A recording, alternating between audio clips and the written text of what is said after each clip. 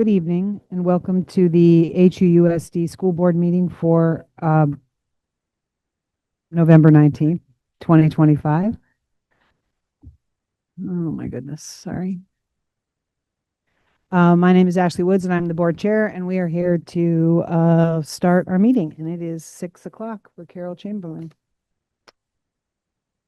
Okay, we're going to call the meeting to order, and we're looking for any public comment. Do you see anybody, Mike? In the audience, and there's currently no one online, but we just started watching, so why don't we just move on, and if anyone else gets on and wants to join, I will keep my eye on the attendees. Awesome. Okay, our first thing is to approve the agenda. Does anyone want to make that motion? Jonathan moves to accept the agenda. Steve seconds. All those in favor say aye. Oh, geez, I didn't see that. All right. Okay, we're going to amend the agenda to include the warrant from October 30th, 2025. Does someone want to make that amendment? Jonathan makes it. A second. Steve seconds. All those in favor of passing the agenda with the amendment? Aye. Okay. First thing is the leadership report. Did everybody get to read that? It had a lot about what we just did with the state and where we are with the task force right now, which is kind of interesting. They've held back and decided, and are not presenting a map. They are presenting a 10-year proposal, which makes a ton of sense. So that was the gist of the meeting, but the leadership report. And students, do you have anything you want to share with us? No.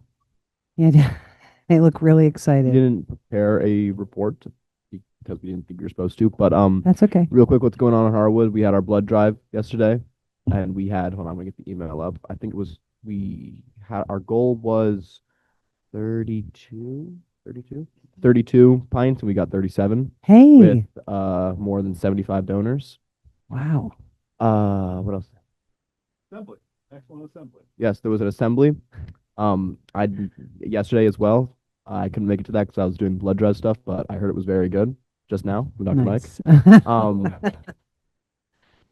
Awesome. oh, we got our Thanksgiving break coming up. Yay. Yeah, in a class. Oh, and for lunch too. Yeah, there's the big at Harvard. There's the Thanksgiving meal. Great. Oh, I had something else. What was it? It was good too. The fall play happened. I didn't make it to it, but I think it went pretty well. Nice.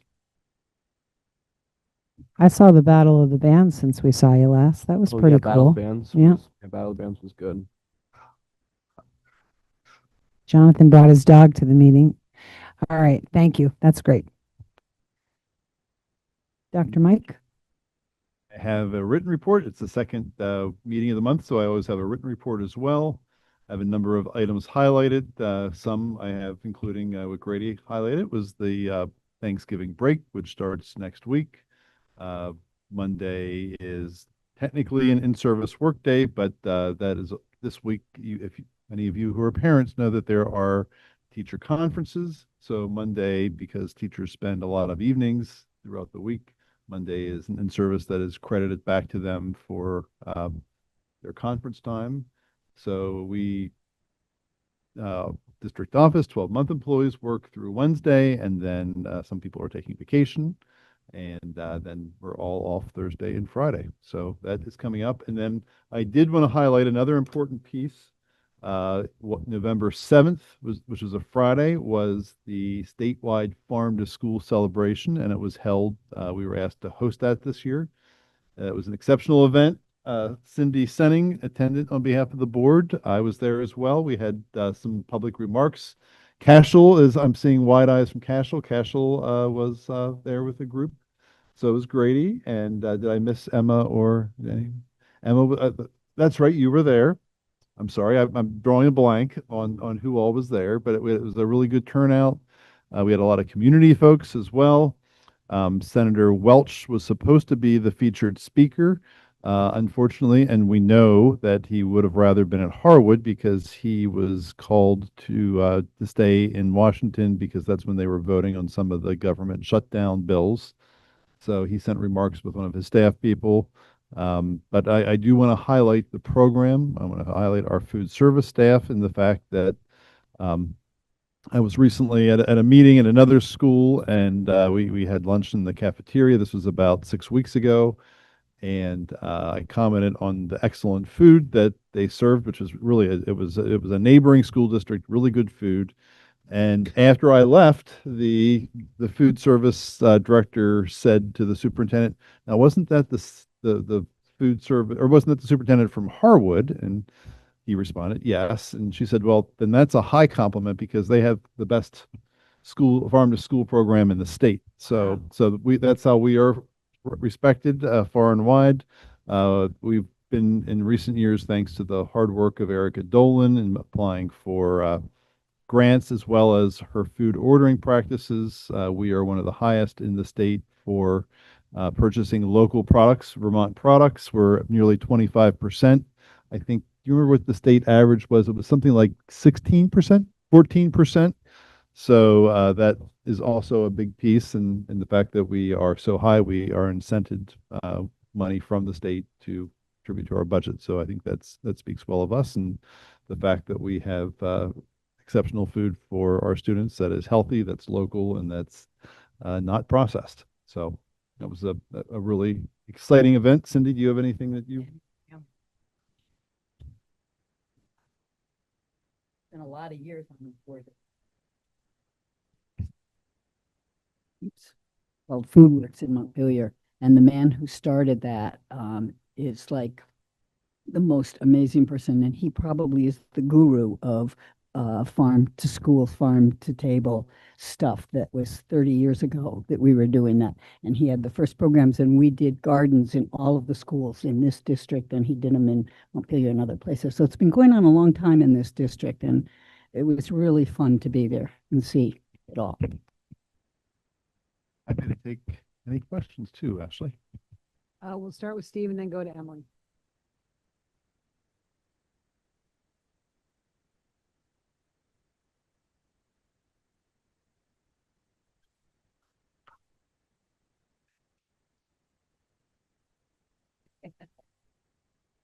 I know we've got something going on. I'm sorry that that was a piece that I take my old report and copy it over, then I add everything below, and that was related to school safety, and I missed taking out that piece. That was I could talk about Act 139, but it's a little bit of old news, so I apologize. I did not put that in there. Emily? I have a very serious question to ask. Talking about the food, will the salad bar ever return? That has been in the works, and I see Emma chiming in. Go ahead, Emma. It was supposed to in December. We have a sustainability class that and club that is like beginning to get it in the works. It has been teased for like 2 months, but we're hoping December. Frankly, the biggest challenge with the salad bar, because it was a highlight of many of our students and staff and the superintendent, the biggest challenge is the workforce. I think everyone is aware that we had that one of our food service at the time co-directors was on leave for part of last year.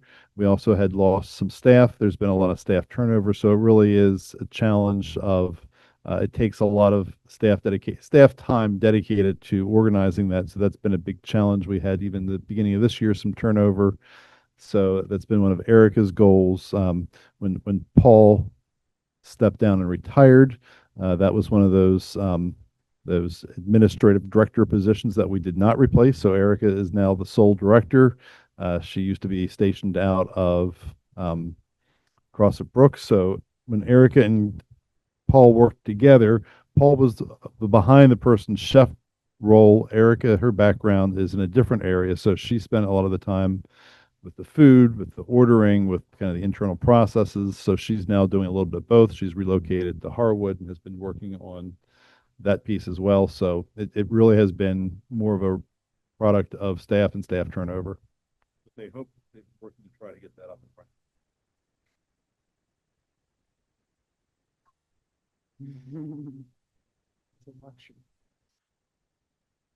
A lot for everyone. And one of the pieces too from also a kind of a sustainability piece. And I know last year when Lisa was working with the finance committee, there was, can we reduce that to save money? And actually, it's not a money saving thing by reducing the salad bar. It's actually, there's actually a cost to that because a lot of the food is reused. So for example, what they would do is if, they had a baked potato bar and they had extra baked potatoes, they would use that to make potato salad the next day. So there was a big piece of that being a kind of a, and it also that some students would get lunch just for the salad bar. So there is a piece that it's not done for a cost saving. There's actually a cost to not having it right now, which is why another reason we would like to get up and running, other than the fact that many of us kind of depended on that salad bar for lunch. Anything you want to add to that piece, Lisa, on the salad and the costs and yes. And that is, You put your just really quick, like Mike was saying, they use things that are left over in extra lettuce, things like that, that they can then use in other areas. So it was a discussion. We vetted it very well, and I know that we're working on getting it back. I know somebody who'll be very happy to hear that it's being seriously discussed and might come back.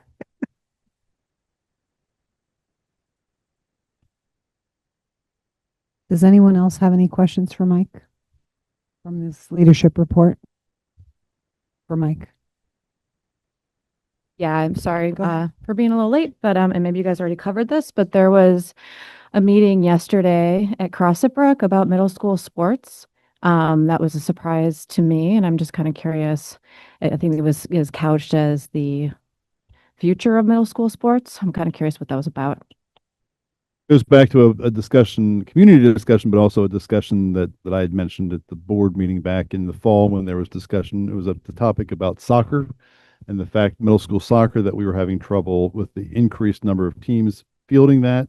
And one of the pieces, it was a long conversation, but there was a promised discussion that would start after the season. In talking to the principal and the athletic director, last night's conversation was the first part of that. It was advertised in the Harwood newsletter.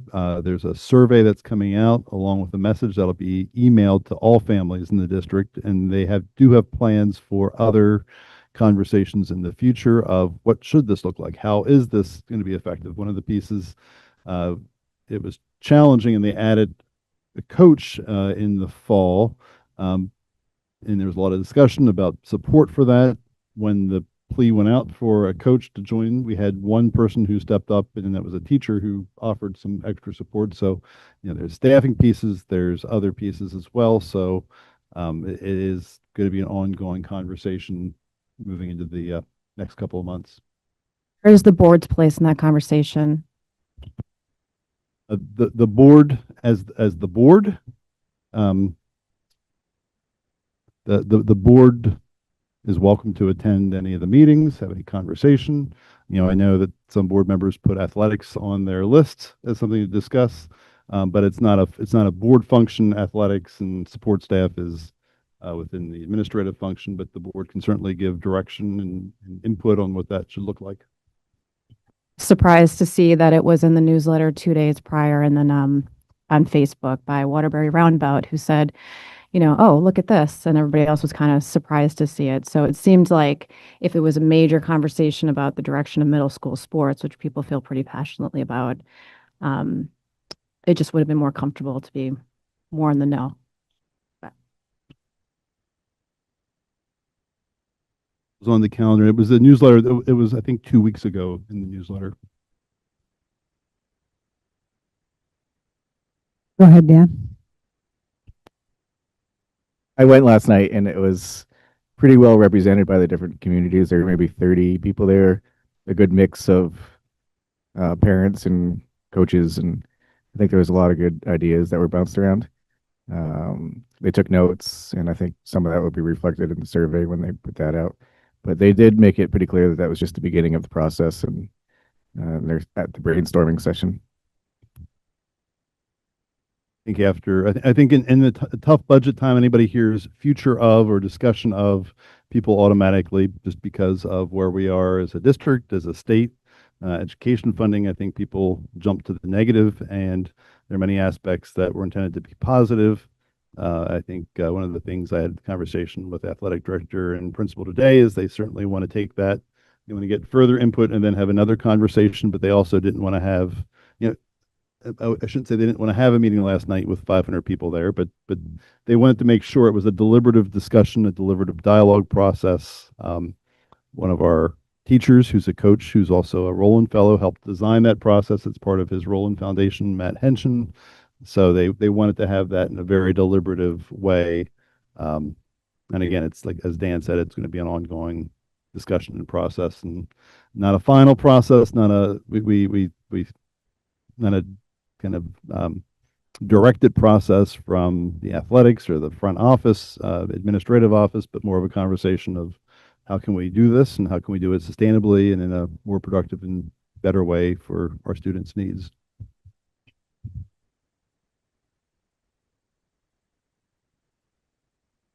Anybody else? Okay. Thank you. Our next piece is to talk about the budget, and everybody did their homework, and amazingly, Mike compiled that homework and translated it into a common language, basically, so that we could have this conversation a little easier. So you'll probably see your words somewhat transformed, but in doing so, it's it's going to it's going to make it easier for us to do what our job is tonight, which is to hone in on some parameters and direction for the finance team and Dr. Mike to for us to start to head into our budget process.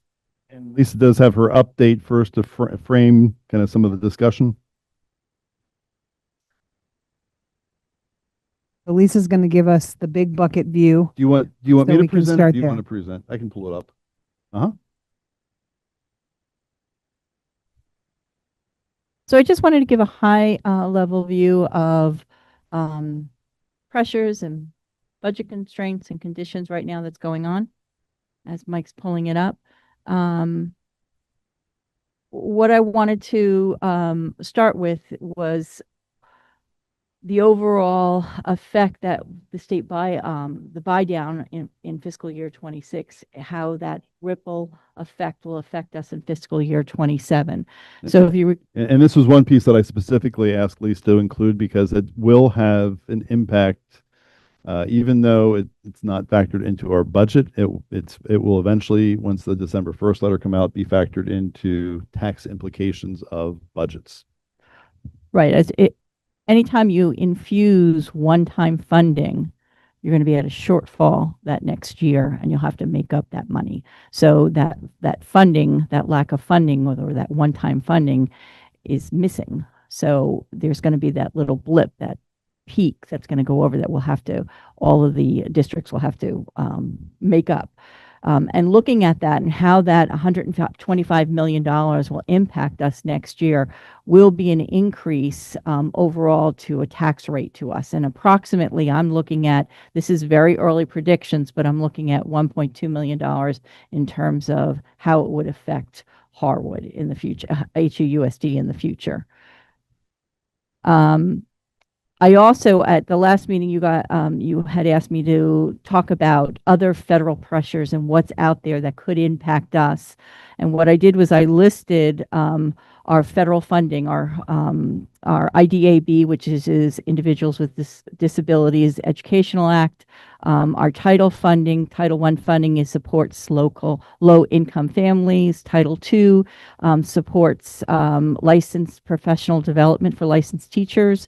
Title IV is student support for academic enrichment, and then our Medicaid reimbursement. So you'll see our fiscal year 26 allocation, which totals over $1.4 million. And what's in question is what's in question mark. Title I funding is in question. We don't know how that will affect us or how that will still be determined. Title II funding, even though if we lose the $227,000, it's a loss of professional development for licensed staff, but impact, it's just that loss of extra professional development. So I'm looking at academic impacts to us, and I wanted to be able to share academic impacts to us.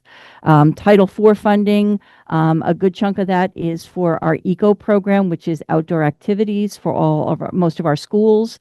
And that's a large loss. That's over $30,000 that if we were to continue that programming, funding would need to shift onto the general fund. So that's an additional $30,000. Medicaid, there's changes in Medicaid reimbursement. That's still to be determined. We have Medicaid funding that we pay for some salaries and anything that's district-wide. So that funding would be at a loss and could be questioned in the future. Next slide. I also wanted to remind you of the unknown pressure for ARP ESSER reimbursement. We still have an outstanding debt of and I just met with the auditors and I accrued this and it's still being accrued, and they agree because no news right now is good news. We have not been denied. And if we are denied, we'll get an appeal, but right now we have not been reimbursed. So that's still as a debt on our books. And I accrued it, and at some point I'm hoping we hear something in the future, within the next couple of months, and then if not, we'll have to make a determination of if we fund it out of our reserves. That's an impact to our reserves. If you recall, we had some reserves when I did some adjustments with the audit 2 years ago. So thank God we have those reserves, and that money could come out of the reserves, but right now it's sitting as an accrual on our books. This is actually hot off the press. I just got inflational pressures. So I got the new number for the extraordinary threshold. It went up slightly, 68,998. I just received the email before I got here. And so if you recall, we receive anything over 95, anything over that amount, we receive 95% back from our special education costs. So as that number goes up, we then obviously get a little less. But if you recall, this only increased in fiscal year 23. It had been only $50,000 for a number of years, and now it's at $68,998, and it's increasing every year. So I just want to make you aware of that. The excess spending threshold last year was $15,450. Don't quote me on that number. I'll have to go back and look at my slide, but it's right there. I'm sorry, $15,926. I was off. And the new excess spending threshold is $16,470. So if you recall, anytime we exceed that threshold, for every $1, we're almost taxed $2 if we exceed that threshold. The 15.4, I think, was our per pupil cost. So I think you were right on that number. It was just the other number. I have lots of numbers swimming Yes. in my head right now. She's usually very good with remembering those numbers. And our external tuition to pre-K providers, and if you recall, we have a budget of about $280,000 to external pre-K providers. That actually just went slightly up to $4,106.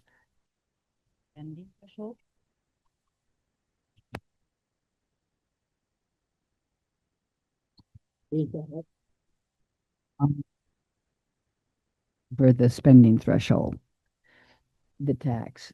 The amount that's over. So what? Just the amount, Yep. that's the amount that's over. Mhm. Not For every $2 over, you actually, every $1 over, you're taxed $2.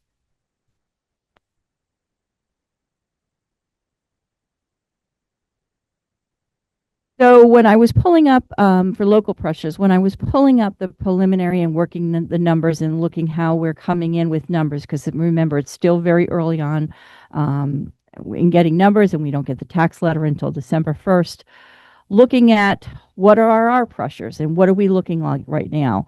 Our contractual salary increases right now, we're looking at a 5.45% increase or $1.2 million in terms of, this is general funds, I'm talking general funds, how it would impact our general funds. Special education is 1 million, over $1 million. Healthcare costs are increasing 361,000. Our operations and maintenance is increasing. This is a projection for fiscal year 27, 231,000. Now, I do want to note of that, there are $85,000 in equipment that's needed, a replacement of 2 snow blowers. We have to replace 2 zero-turn mowers, and we're also looking at purchasing a trailer and a scissor lift, because we're spending an enormous amount of money of renting those, and then we haven't been able to move them around to different schools if we had owned one. So there's a cost savings, long-term investment on cost savings on that. So of that, there is $85,000 in equipment. Technology, we're looking at a $95,000 increase in technology and hardware. And this is primarily due to when ESSER, did you have a question? Oh, ESSER, we had ESSER funding, and if you recall, during COVID, our school district wasn't a one-to-one, meaning we handed out a laptop to each student and teacher. We weren't at that level. During COVID, with the ESSER funding, we made purchases of those so we could have one-to-one during COVID.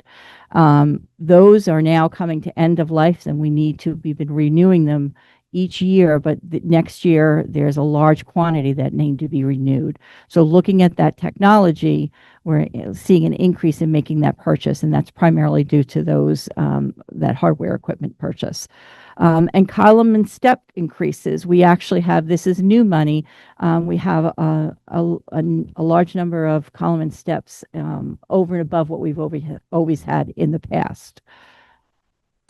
I just had it. So that in that operations and maintenance, that includes the 85,000 for the equipment.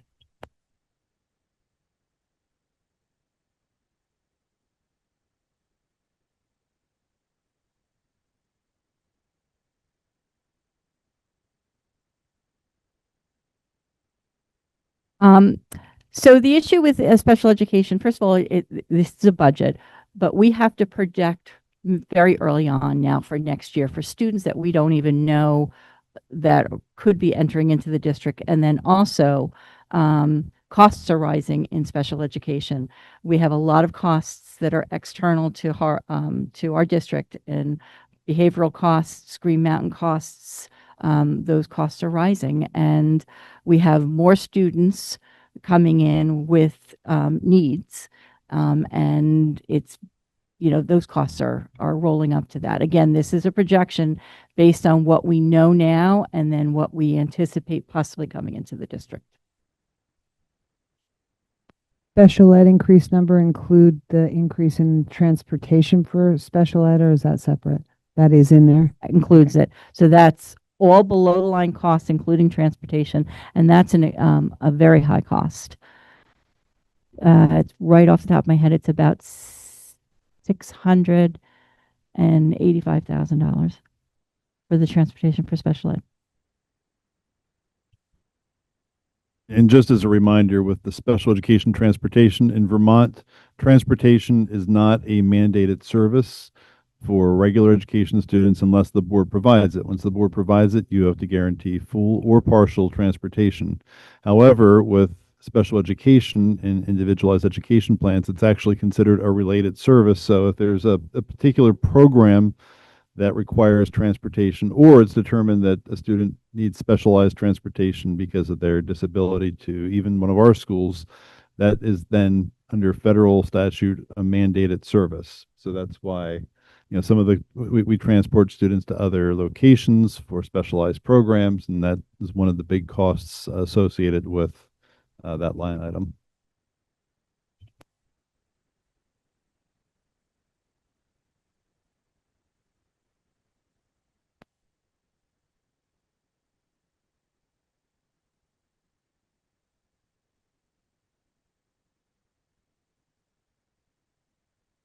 So Lisa can tell you what she budgets, but everyone gets a step. Teachers get a step per year, but then if you are taking graduate courses, you qualify and you go from, bachelor's to a master's degree. Then, in addition to that step, you move over a column, which is additional pay. And when we project that, in fact, I send out a message to all staff reminding them that by December 1st, they have to let me know of projected column movement by the next year. That's contractual. And then what happens is Lisa takes that information and projects the budget. So right now we're looking a little higher than our average, what is anticipated. Again, we won't know the actuals until they actually take the courses, but what we've learned, and there's even a couple of people who are looking at moving two columns. Who are taking a lot of classes, some on their own. They average it because people put in their paperwork and they don't always have it completed. So I kind of look at it the last 3 years and I average it. Sometimes we're right on target, sometimes we're under, and sometimes we have to add. But that's what I'm looking at for an average. So this is new money coming in over and above what I budgeted. Hey, Ben. Yeah, I was just wondering, is there some sort of mechanism in our current contract, or maybe there's not, and that's just a contract that we have to think about down the road, but is there a mechanism whereby a teacher cannot move both laterally and down during the same year? They can only move one or the other. And then the second question is there a mechanism by which we can think about maybe freezing the contract if so all steps freeze if we are budgetarily strapped, and we can operationally do that with either a side letter or just imposing that for a particular year. Answer both questions. There is no mechanism to limit, and column movement. I have not heard of a contract, especially in Vermont, that limits both step and column. However, there are some contracts that limit the number of column movements in a year. Our collective bargaining agreement does not have that. My last district, that was an area that the board negotiated and was able to restrict the number of column movements per year. So that would be something for the board's negotiations committee to consider. And then your second question, I did not write them down, Ben. So the second question was, contract freeze. The contractual increase is that it's contractual. So if the board or boards, because of the particular environment, financial environment, would want to do that, that would have to be a negotiated freeze. Again, I don't know the history in Vermont, whether that has been done in the past. I do know during the 2008 recession that went to about 2008 to 2011, a number of boards and bargaining units in the county where I used to live negotiated freezes, including my district, for a 1-year freeze. So it is possible. Generally, it's a pretty high threshold in a collective bargaining kind of environment that will actually occur.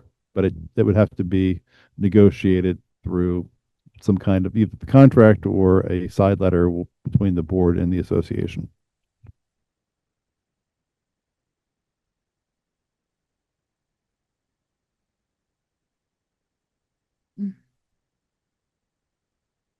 Yeah. Okay. Next page. I know Mike shared somewhat of the same similar slide, but I wanted to be able to talk about healthcare costs. And with the 7.3% increase, what it actually is costing the district versus, what the employee costs are. And they've risen. I mean, it went up from, $17,394 in fiscal year 18, and we're looking at now over 40,000 $909 for the cost of healthcare. So I just wanted to be able to point that out as well. Our total healthcare increase this year is 361,178. I've talked about this as well, but when Cindy, Ashley, and I went to the last uh, state redistricting task force meeting, they went through some slides and showed one slide that I'll find before we finish the discussion of the increase in healthcare costs in all 50 states.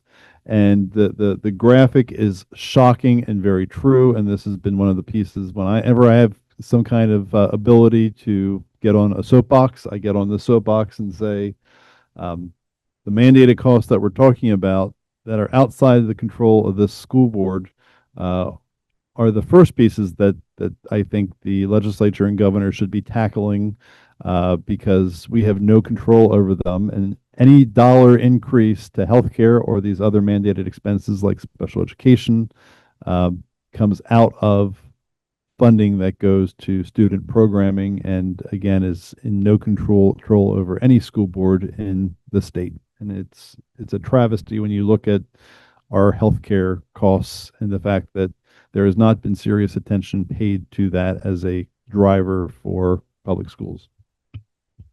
Your end of my lecture. Is there a cash payment option for people that opt out of the healthcare?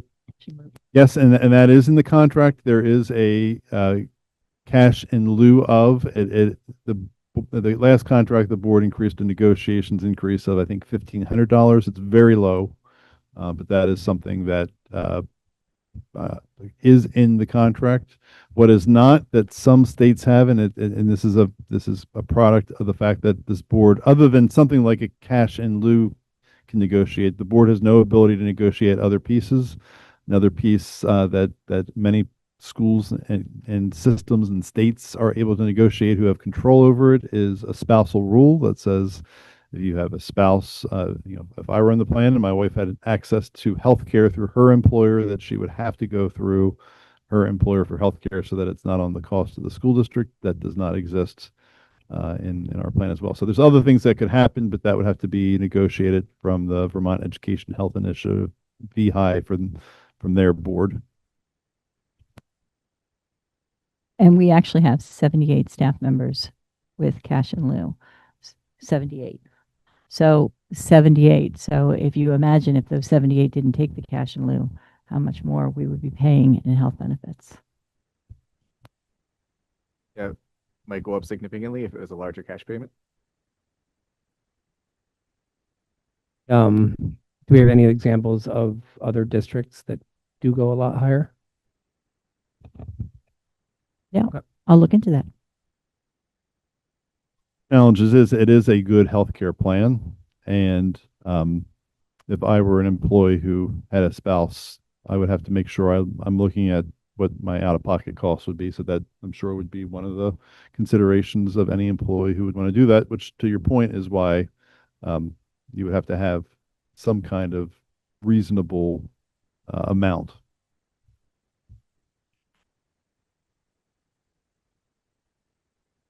So I just wanted to briefly also talk about different types of budget approaches or budget strategies. I know one of the board members reached out and was, questioning some of the what is level service budgeting meaning. So what I wanted to also talk about is other strategies. So there are line item budgeting is pretty much incremental. You look at the previous year and you have set increments, pluses or minuses. Zero-based budgeting is considered a bottom-up budget. You build it and you start from the bottom and you build up the budget. Priority budget is based on strategic priorities, strategic goals, district goals. Enrollment-based budgeting is based on the number of enrollments or weighted enrollments.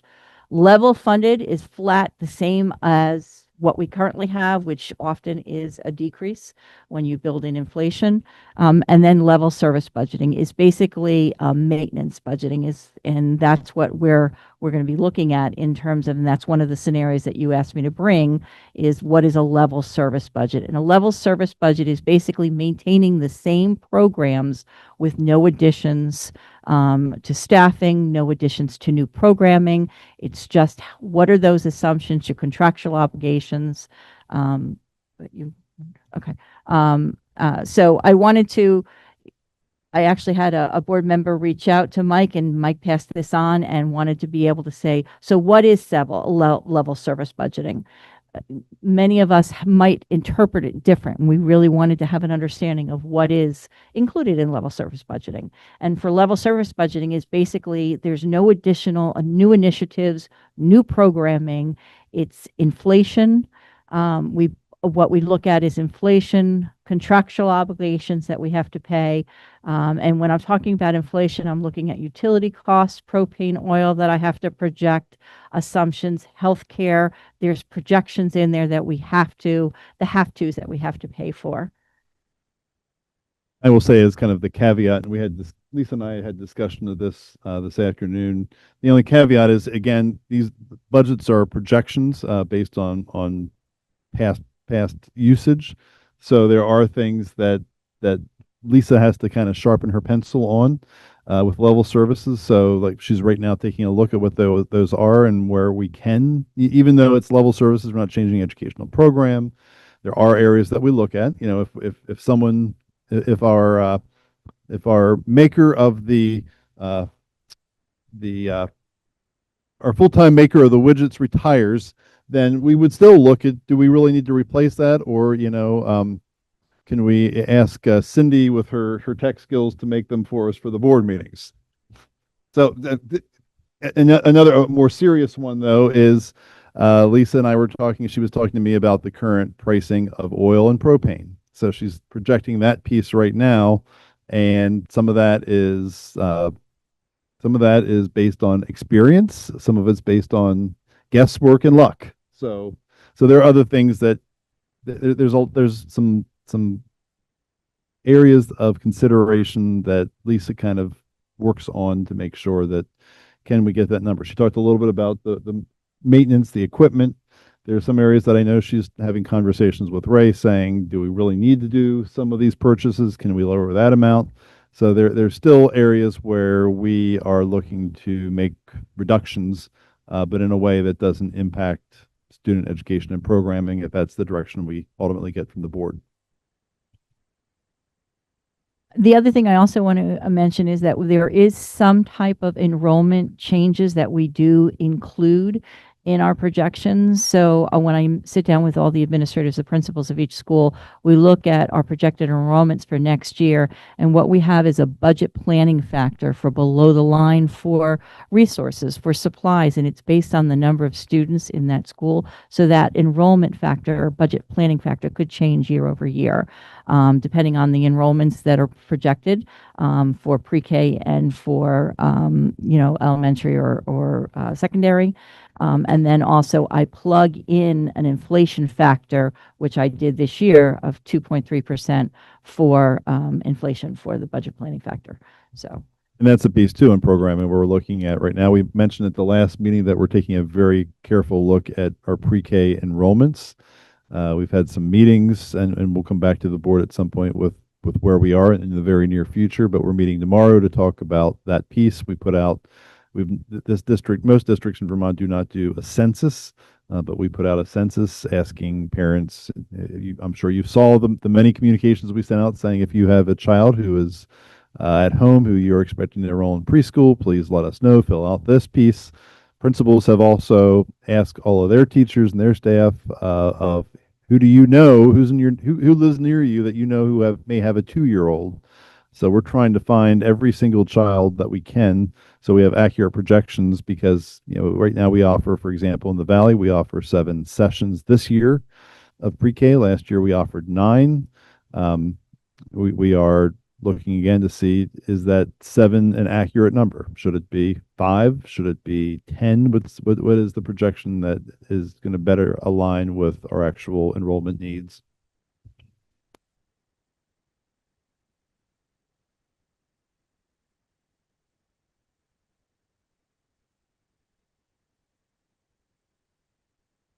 Service definition, no additions, no cuts, and so these are the things that we would include: contractual obligations, retirement contributions, inflation, special ed needs. Next slide. So I just wanted to do a quick recap of our budget reductions over the last 2 years. If you recall, in fiscal year 25, our budget failed twice. And to achieve our final voter approved budget increase of 5.4%, we actually reduced over $3 million in fiscal year 25. If you recall, that was where the ESSER was coming to an end and we had all these positions. So that was a large budget cut. We finally got it passed at the third vote. And in fiscal year 26, to achieve a 2.75% year over year increase, we actually cut $3.4 million. And how we did that is a summary over the last 2 years. We actually had 48.9 FTE reductions. And you can see how it broke down between fiscal year 25 and 26. Some of them were through attrition, some of them were through reduction in force rifts, but they were very minimal impacts with reduction in forces. We also had in fiscal year 26 several one-year contracts, and we had a number of resignations and 3 retirements. So that helped us achieve the 48.9 FTEs. The summary of total cuts in fiscal year 26 below the line. If you recall, the elimination of summer academies, transportation route efficiencies, there was an adjustment of 210,000. The reduction in overall building operations, we really looked at what had to be done. Safety, we were able to achieve $135,000 reduction. We had a reduction in athletics and co-curricular activities between stipends and coaches, and then the salary savings of the assistant athletic director, that's plugged in there, and that's over $92,000. Reduction. And just to clarify, assistant athletic director isn't, it was our athletic trainer who also helped out by doing some, yeah. Assistant athletic trainer. So that was just the salary savings, because we do have, there was a reduction in the actual salary. So there's salary savings that was rolled up into that $92,000. Reduction in library and technology resources, over 38,000, and reduction in instructional resources was 35,000. So now we're on to discussion of board priorities. That's why Ashley's getting a drink of water. So she can talk. Any questions?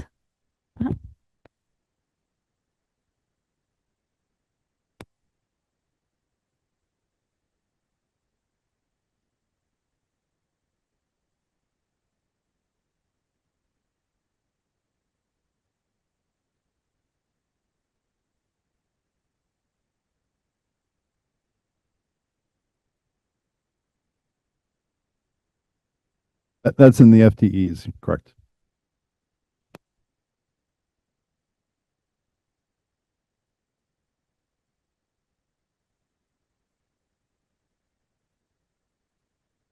And I will say too that the Lisa just highlighted the reductions in fiscal year 25 and 26. Lisa and I started in fiscal year 23, and in 23 and 24 we also made, not to the same degree, but we did make additional reductions. For example, when John Berliner, who all of you know, became the director of special services for the district, he vacated another administrative position that was not replaced. There was another administrative position that was also special ed related, that was also not replaced. There's been other positions in those prior 2 years that we eliminated as we can through. There was a co-principal position that would have been included.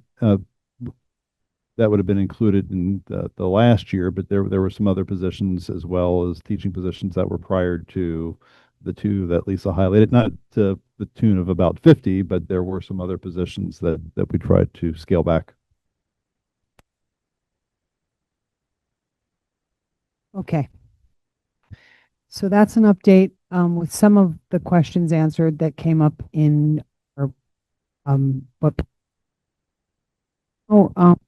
we'd like to do is go around and have everyone one at a time kind of talk about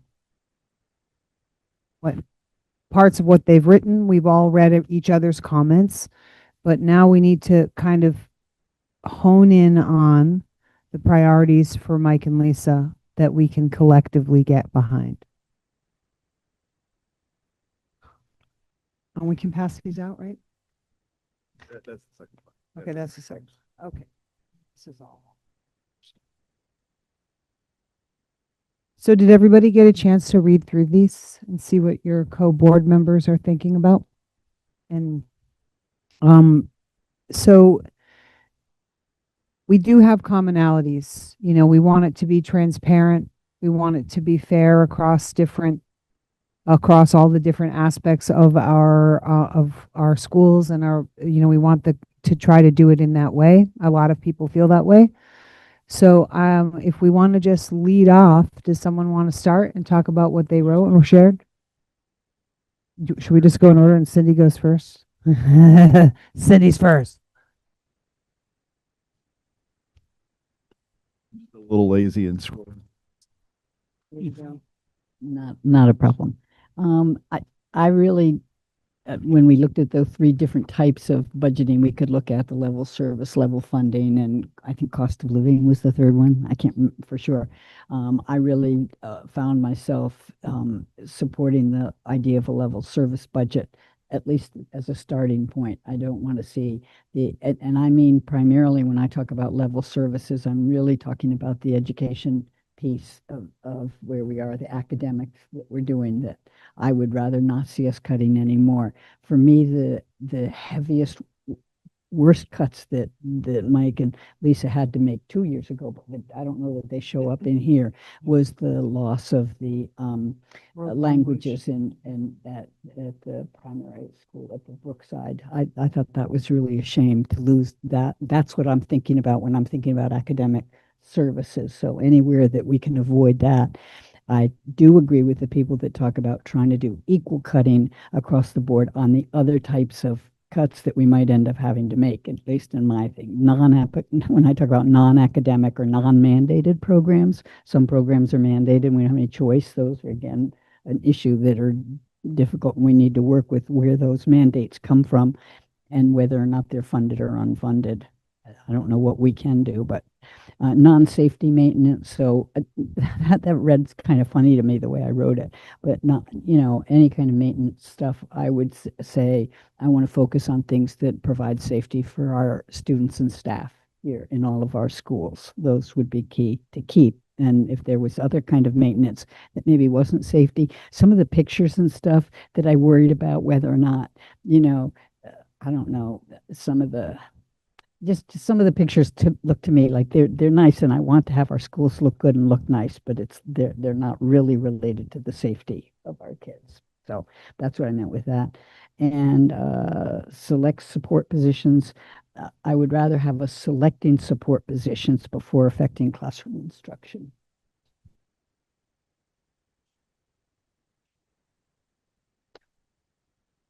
You good, Cindy? Yeah, I think so. Just prioritizing potential reductions with emphasis on protecting core academic programs. I kept coming back to that.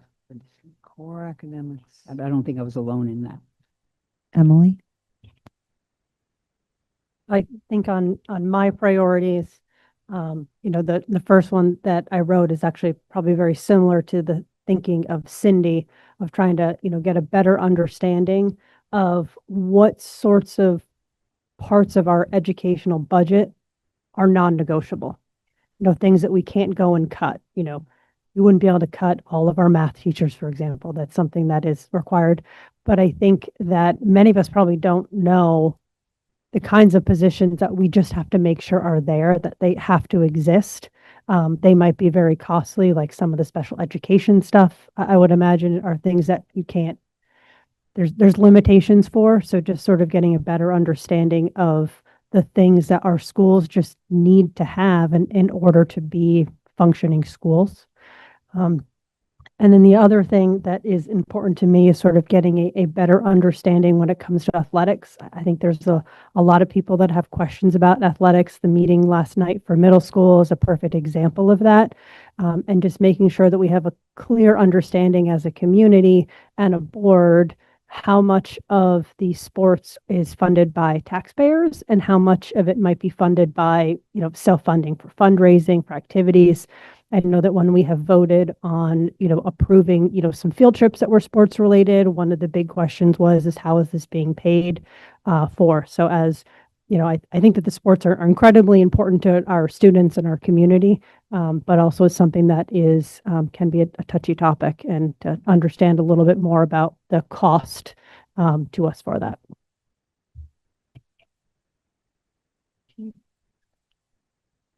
Well, I'm new here, so I'm still learning this whole process, obviously. I want to have a clear understanding of how the budget's developed and what we are cutting out. And I mean, I'm hoping to get a copy of the actual budget with line items to understand that, so I can understand where things are coming from and where they're going. Because, like I said, I'm very new.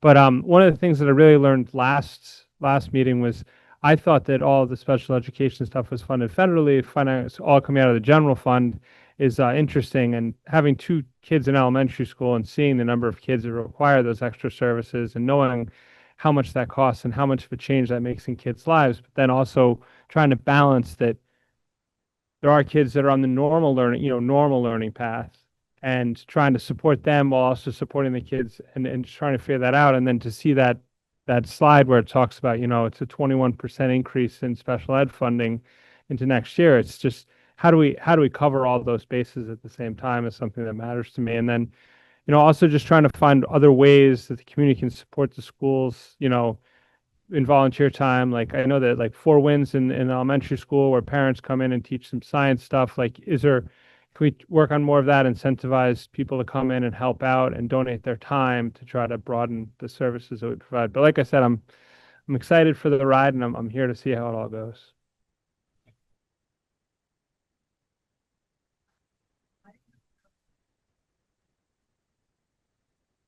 Okay, I'm next. So I didn't know zero-based budgeting was an option, probably the worst option from this person doing the work, but that sounds great, where you figure out the bottom up what you need from like a kid walking into a school all the way up. I love that. I think the things to me that are the most important are certainly related to things that support the belonging, stability, equitable access, some of our socioeconomic disparities here in the Valley, the things that those kids need. And so for me, like cuts to nurses is a really big deal, because those are the first people that see kids and see the backstory and whatever. And we don't have a robust social safety net in the Valley or Waterbury. We're just kind of removed from a lot of that stuff. So school is the place where that happens. So that's a priority for me.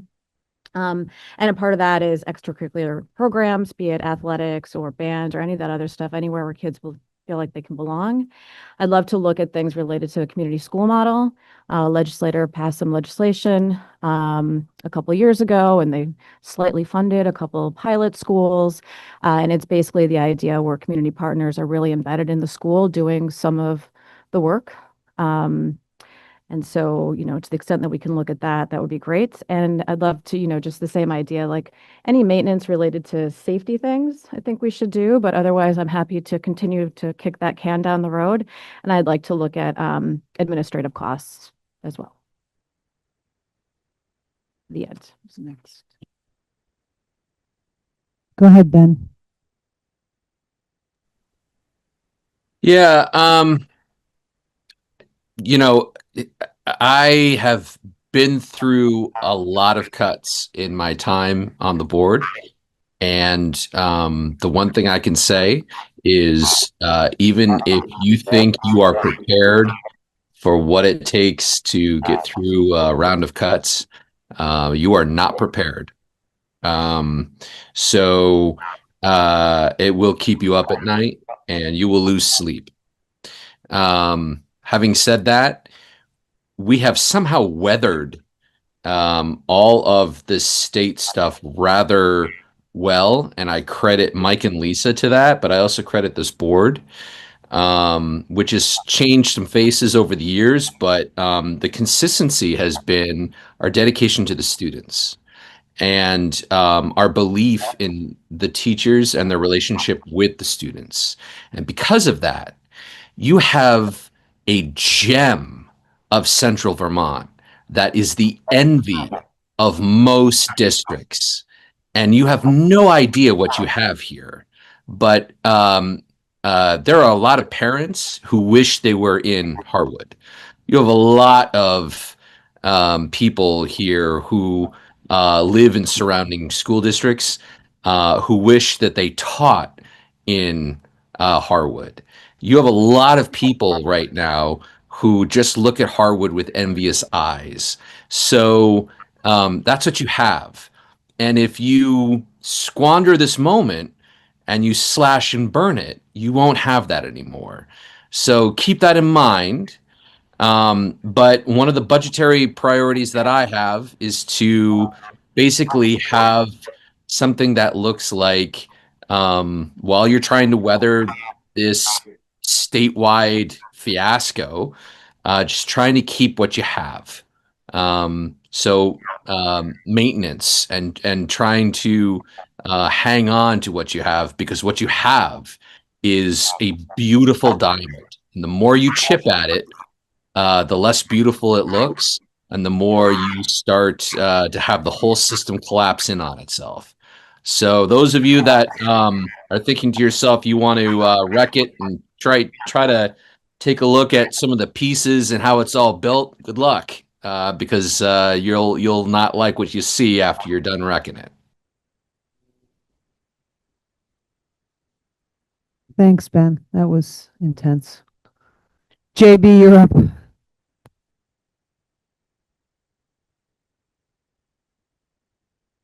Or is or just go skip to mine? Okay. Corey supports developing a level service budget for fiscal year 26. He further believes that further program reductions are not sustainable and would risk diminishing educational quality. In summary, discussion of maintaining current service levels and protecting existing academic and co-curricular programs from further reduction. So that's perfect as far as I'm concerned. I absolutely support level service as best we can. I'm overall, and I think we've already touched on it. I'm done at picking away and picking up on what Ben said. Making little cuts here and chipping away at what we have. For me, last year, the elimination of the nurse was for me the last straw. Discussion of eliminating middle school sports, unless somebody can convince me otherwise, I'm not going to support that whatsoever. My apologies with anybody who might disagree with that, but I think as best we can, we need to take a hard look at the major cost drivers. And as the document expresses, I think healthcare is one way. I'm not sure what we can do. Same with special education. We seem to be kind of hemmed in. But I think that we need to explore all possible avenues to reduce the major cost drivers without affecting the quality education and that we have here.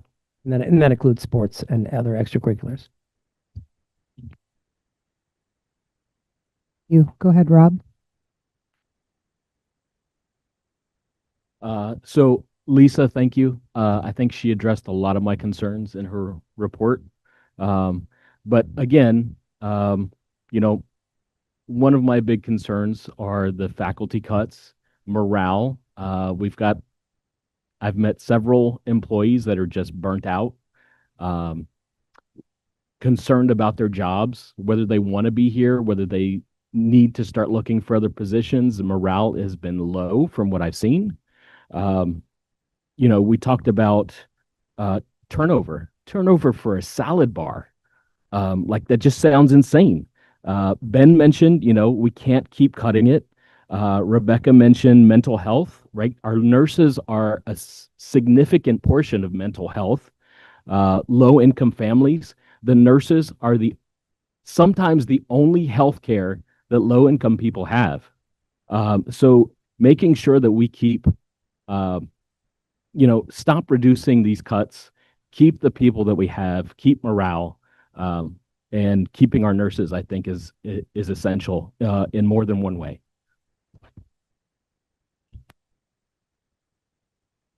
Thank you. Bobby? Well, I mean, I agree with what everyone's saying, and then trying to look at realistically what will be possible, and knowing from previous budget fights, as we've defended our budget, a concern um, for people living on fixed income and not able to support increasing costs above what they're getting, and under the threat that some of our senior citizens may be losing Social Security and other benefits that we've counted on. It was a terrifying time. So I make the suggestion here that I would support an increase not to exceed the COLA if possible. I realize we talked about it last week or last meeting, and what level service would mean, and it is an increase above that amount. But I'm throwing it out there as a consideration. And like some of the other people on trying to distribute whatever reductions there are equitably across categories as it's possible. It's not always possible to do that. You can't just take 10% off of everything, because we know that there are some things that we don't have that flexibility. But trying to balance it out so we don't hit one program and do a deep dive there and really destroy something good. Um, I, s- looking at the facilities use and the study that, the committee is still working on there, and considering if we did do some sort of voluntary consolidation at some point, trying to look at maintaining equitable access to all students, but looking at maybe how we could put more students in one building so we could have full-time nurses, because and I actually didn't say that about the nurses, but I said staffing models to enhance efficiency, sustain student services such as nursing. Okay, it's there, and after school programs. Um, so I mean, those are important, because with both parents working, that they have to now to be able to keep their houses, if they have jobs, um, and then the programs that are very important to them, is keeping kids safe before and after school. Um, Along with that, I remember when the breakfast program came in, not necessarily here, but in Montpelier, and how important that was for some kids. That was a very important beginning to the day. Otherwise, they wouldn't have had breakfast. So some things are really important, and I recognize that. So I guess just trying to, limit the budget growth as much as we are capable of doing, and distributing the reductions as equitably as possible, and maybe, consolidating some schools somewhere so we could have a full-time nurse serving each of our student populations.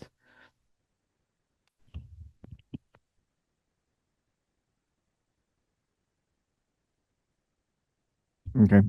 In some ways, I feel like this is pretty early, right? So I can't say I'm going to support level service or cost of living, or because we don't know what the implications are at this point, right?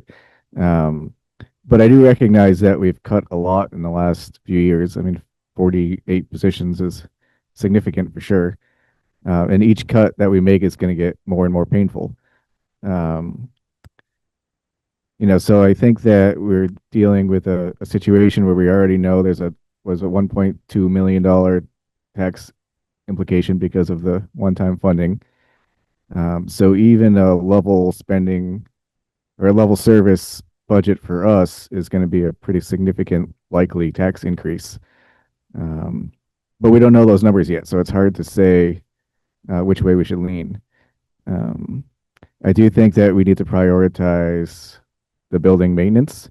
We've kicked that can for 20 years probably, and we don't know what a bond situation might be.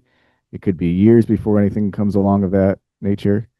And so I think we need to emphasize that in the budget and build that budget up. And if that comes at the expense of some other areas, that might be a difficult choice, but it's one we should look at. And I echo what Bobby's saying. I think that um, there's painful opportunity, if you will, to look at the consolidation topic. It may open up opportunities in other areas. Let's see, what's I have? Oh, and I was just saying basically that I guess I would look for a leadership to consider maybe if we need to have a committee to look at this again, like we did last year. But maybe it's too early for that too. But I just don't know how much pain we're going to be experiencing in this process yet. But the more people that are involved in making those discussions, I think A, it creates a lot more ideas, and B, it makes it easier to then justify and sell whatever we decide on at the end. That yes, we did look at all these things, and here's why we came up with this particular plan.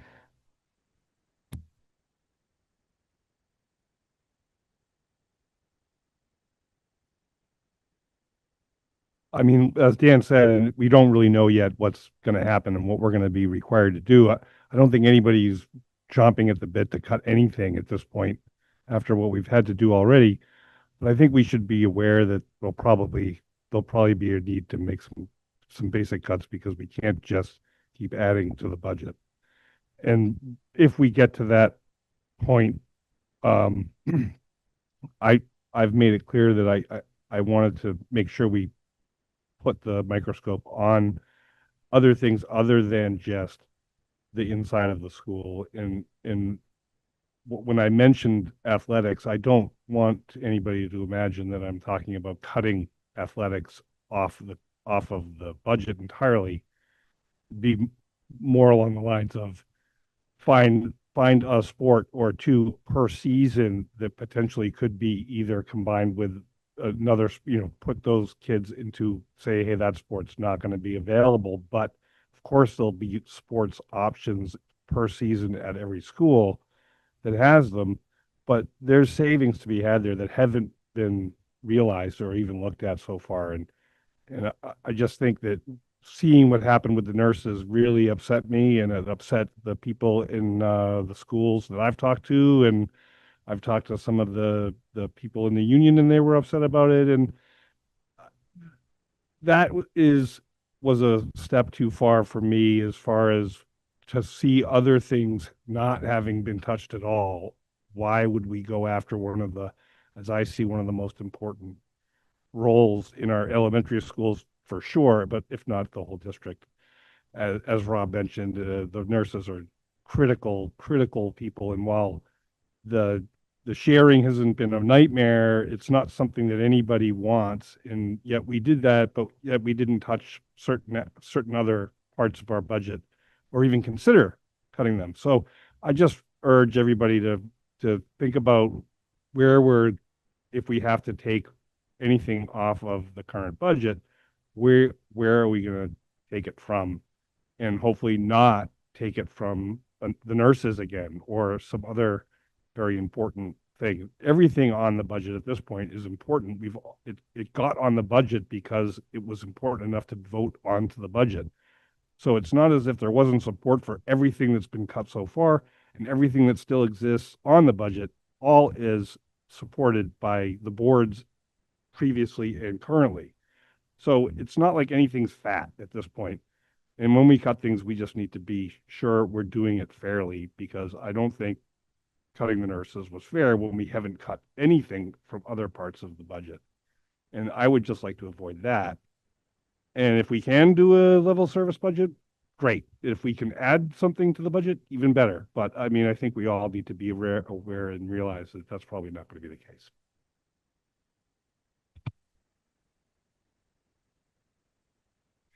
So this is my first time doing a school budget, and so I didn't really know what my priorities were. So I talked to other people in my community about it, and some of the things I heard were they want to make sure that we're keeping the outdoor programming and the access to the experiential learning that the kids have, because those are um, the things that the kids come home and talk about. That's the things that they learn about. That's what we have most fun hearing about. That's what I think the kids take away and remember years to come.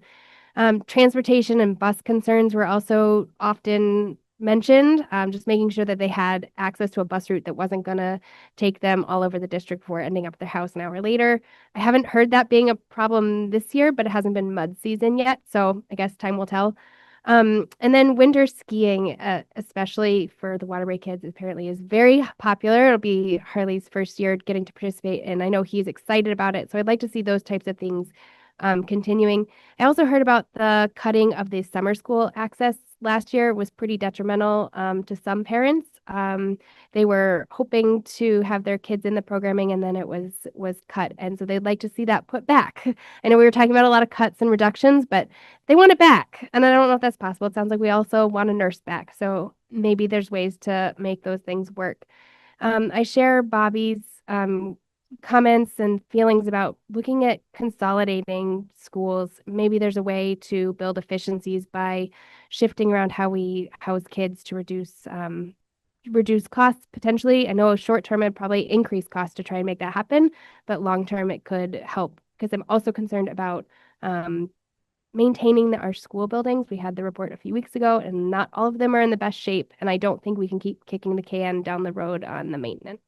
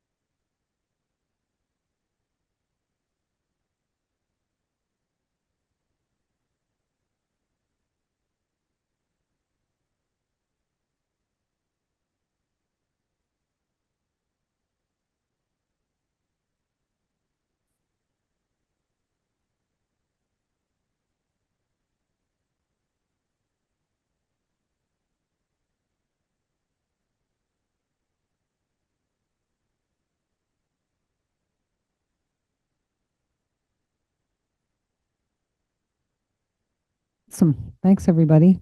We definitely have some common themes. So, me talking to my watch talking to me. We need to give you guys some direction. What do you want to know from us? How do we give you direction with what we've just talked about? How do we synthesize that to what you need? This. Oh yes, this. This is how. Yeah. So as Cindy and Ashley were kind of talking about this idea of wanting to make sure that the board gave administration some overarching goals this year. Really, this year is this is gonna happen very quickly in the next 2 months. They were kind of brainstorming this idea for kind of a workshop format and getting everyone to speak and ideas, and as the kind of the teacher job in me is to help make that work for the board. And the ideal would have been to take a day or a half a day and kind of have these conversations and do it over the course, have some small groups, and we didn't have the luxury of that time. So Ashley came up with the idea of having everyone kind of submit the ideas, and then what I did, and this is just a starting point for a discussion. This isn't any kind of document that's final, but I went through last night and took the common themes that were generated. So the first page is just taking a look at the themes that came up, the frequency of them, and I channeled Mandy a little bit and put them in tiers, multiple tiers. So tier 1 was the most frequent themes, tier 2 mid-frequency themes, and then 3 were kind of emerging themes of maybe 1 or 2 people mentioning that. I then took kind of the last piece, which was the summary of each person's comments, and put that into kind of a synthesized version, and I'll put this up in a minute. And then the last piece was to come up with some overarching priorities kind of within the terminology. When Ashley sent out the VSBA budget, the board budget priorities and how boards give direction, we took that language. And again, these are all just suggestions. You can wordsmith it, change it, delete things, add things, but wanted to give a starting point. They wanted to have a starting point for discussion. So this is what kind of we came up with for that piece. So that's kind of the setup for this portion of the activity discussion. Yeah.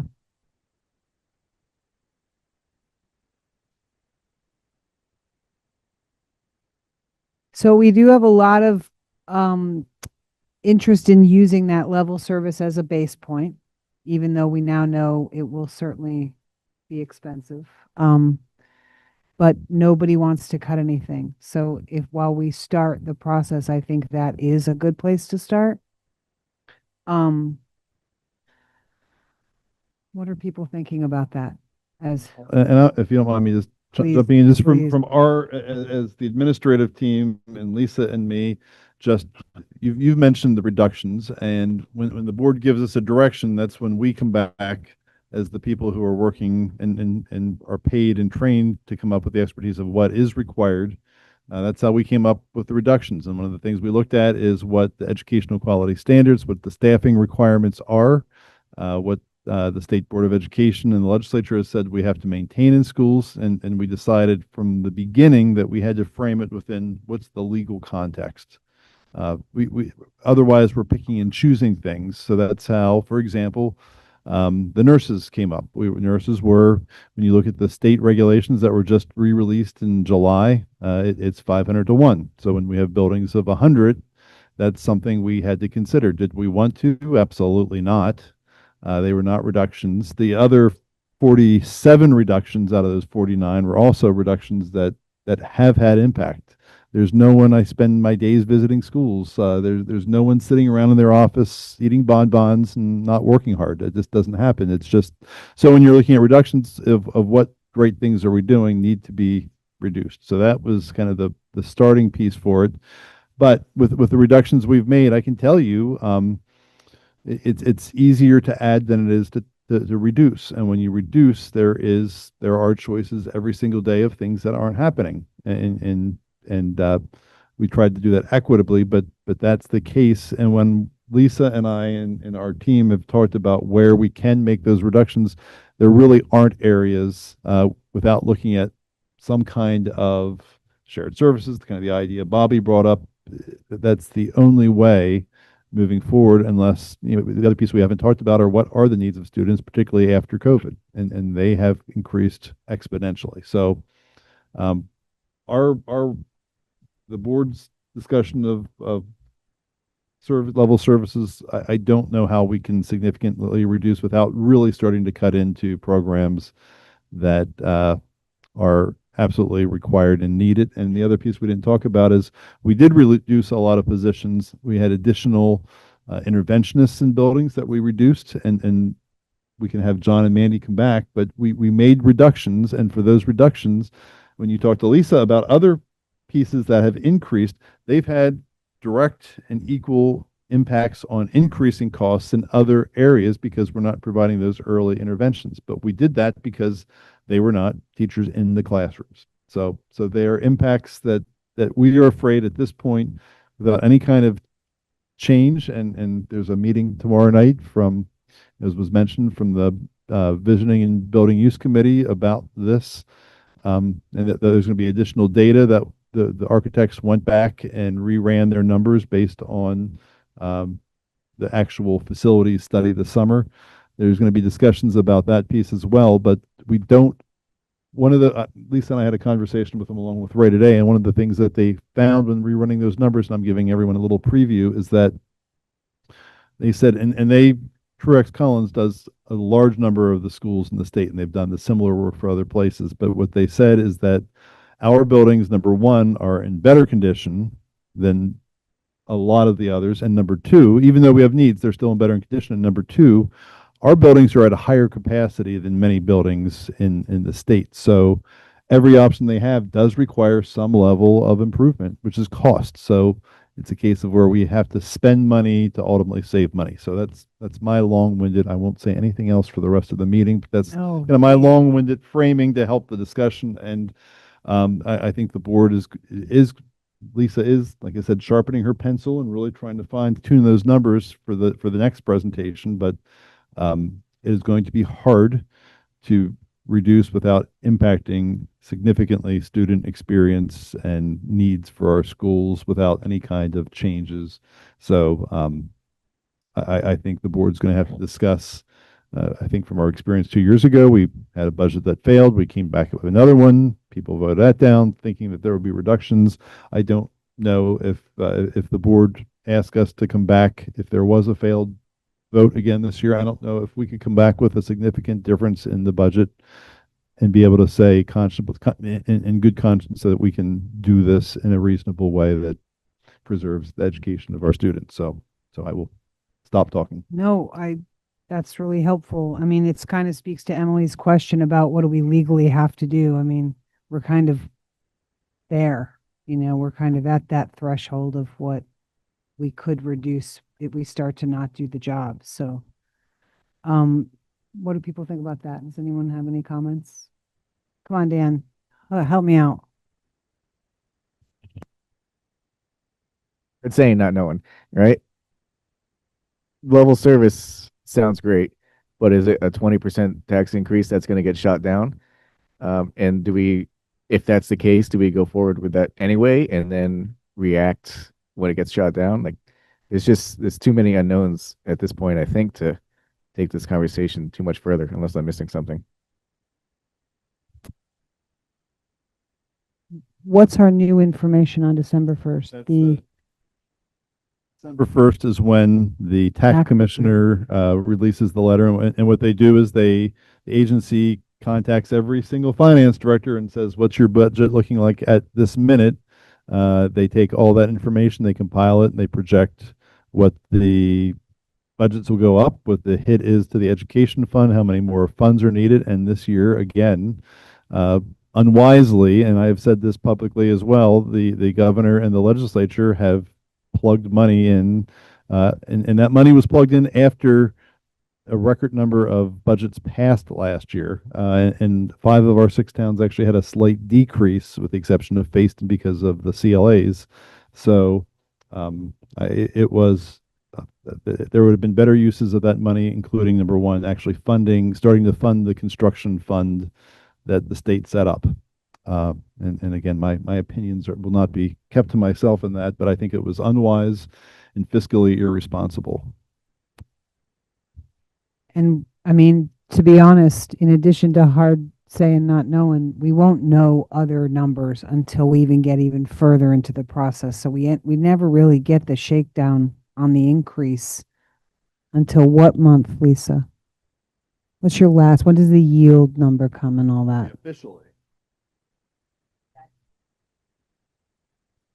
January. December 1st, we have the projected yield. Yep. And we work with those numbers. But the yield is actually at the end of legislature, it comes out, the final yield. So we won't know the So real number. But I always present already- projections based on the December 1st letter. But there's things that I'm still waiting for ADM counts. We have not received our ADM counts, our LDW ADM counts. I normally would have them by now. I don't have them because at least I could project based on last year's yield and see what it looks like. But I don't have those numbers yet. So I'm just waiting for things to come in. And hopefully December 1st, we get that letter right away and it's not delayed. Yeah. Go ahead, Steve. And Dan.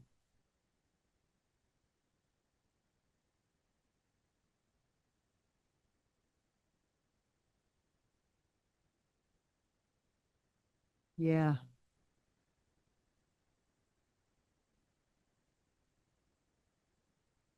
It is crystal ball. We have to give very early preliminary projections. And I provide those preliminary projections. All of us do. All of the business managers do. Not knowing, but based on what my assumptions are. And I base it on level service. I based this year on level service. That's what Mike and I are recommending in terms of the first view of level service. What is it, the budget look like with level service? And then I, tweak a couple of things and then give a number, a very early preliminary number. We're not held to that number. It's just to give the state an idea. So basically, the tax director could look at it and then develop the December 1st tax letter.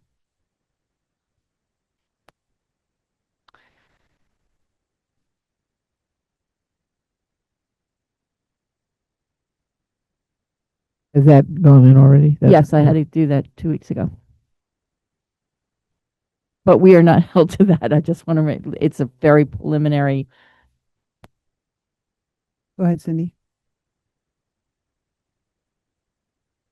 Go ahead, but say it into your mic. Might be naive. I'm new here. All right. I just feel like we're cutting the budget to the bone.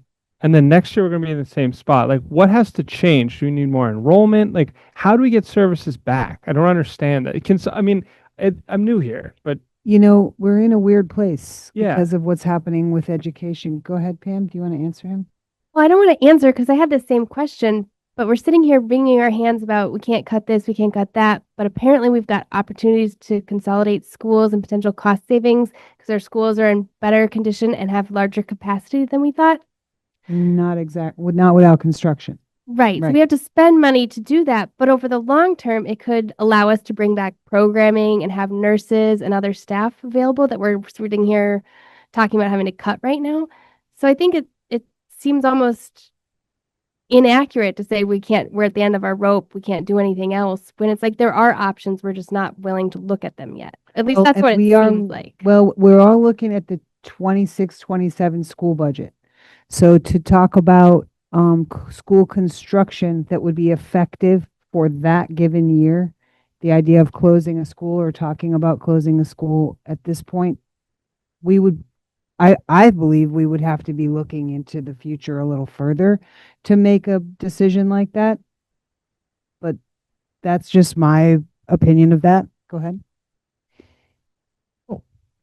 It's true, but if suddenly there were a flood or a natural disaster, we'd have to do something and we'd have to put kids someplace. And they're definitely not optimal, but there are things like temporary classrooms, the absolute worst choice ever. But if it has to happen, it's not a foregone conclusion. But I guess my concern is that the community wants to see something change. They don't want to have this discussion every year. And so, it reminds me of Greta Thunberg, when she said, act as if your house is on fire. The house is on fire, it's burning. And I mean, I don't want to be overly dramatic, but we don't have any more. There's no more time. We really have to come up with a solution. And I think, it was a minority of people, but on the survey, there's definitely some people that don't understand what we're doing. We have less control over many aspects of our budget than ever before. Things that are out of our control, but what's in our control, and looking at it. Cindy, then Ben, then Rebecca. I just want there are one or two things. I want to go back to when I was reading through everybody's statements earlier this past weekend. I got to Dan's towards the end, and I particularly was impressed with his statement about that to ground the budget priorities in the district mission. And again, thinking about our mission and what it is we're about, which is we're about education. That is what our mission, that's who we are, that we're the community service for education. If you look at community services across the board, I've spent a lot of my life, 45 years, looking at community services that are underfunded, and education's underfunded. And one of the things that's happening and has happened to us in education that makes the problem worse is we're being asked to provide a variety of other community services that are not based in education, only in that they help some kids maybe achieve their educational goals better. But the nursing is one of them. Because we don't have any health providers, one of you said tonight in your thing that this was the only health provider they saw. Health is a community service. I'm not sure, I'm not providing any answers. I'm just saying some ways I think we have to begin looking at who we are and what we're about. And Dan, your thing really helped me to see that. The other one that we have not done much about, and I don't know to what extent we can because of it being some of it's mandated through some special ed stuff, but the mental health stuff that we're doing. So I'm wondering if there isn't some way we can begin to work with our legislators on getting some funding for those services in our schools. It's fine for us to provide them, but we shouldn't be having to ask our taxpayers to pay for it in lieu of the service we're supposed to be providing. That makes sense? So I don't know how we do that, but somehow I think we have to look at how we get the mental health department to be helping pay for the mental health services that we provide in our schools, or the health department to be paying for some of the nursing services that we find. It's fine. Let's provide nurses, but let's pay for it out of the community. Anyway, so that's now you have my whole. And then the other thing that I just wonder about, maybe Mike and Lisa looking at, or if there's any way, we talked a lot about cutting and cutting. Is there anywhere that there can be increased income that we haven't looked at somehow? And I don't know what that is. I don't have an answer to that, but I'll give it a lot of thought in the next short time. But I think I'd like to see us bringing money in. Yeah. Need a cottage in to make our school system work. That Thank seems you all. crazy.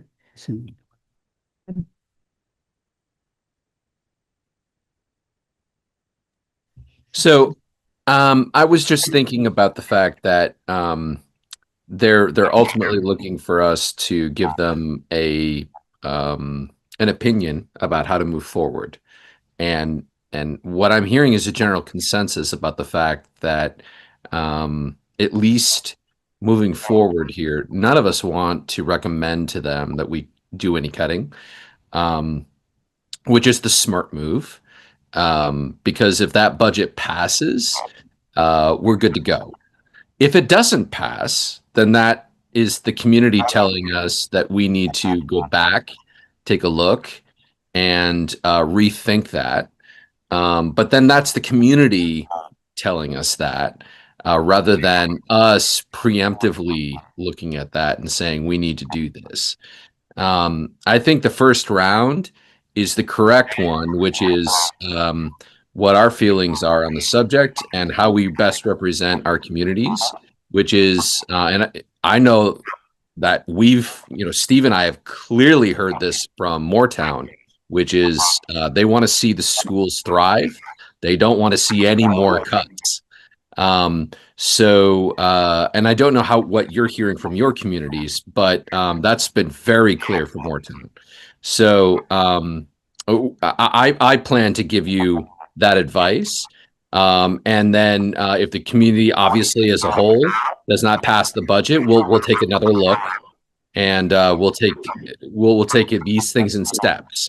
But I think you're looking for our advice right off the bat. So is that where we're coming from tonight?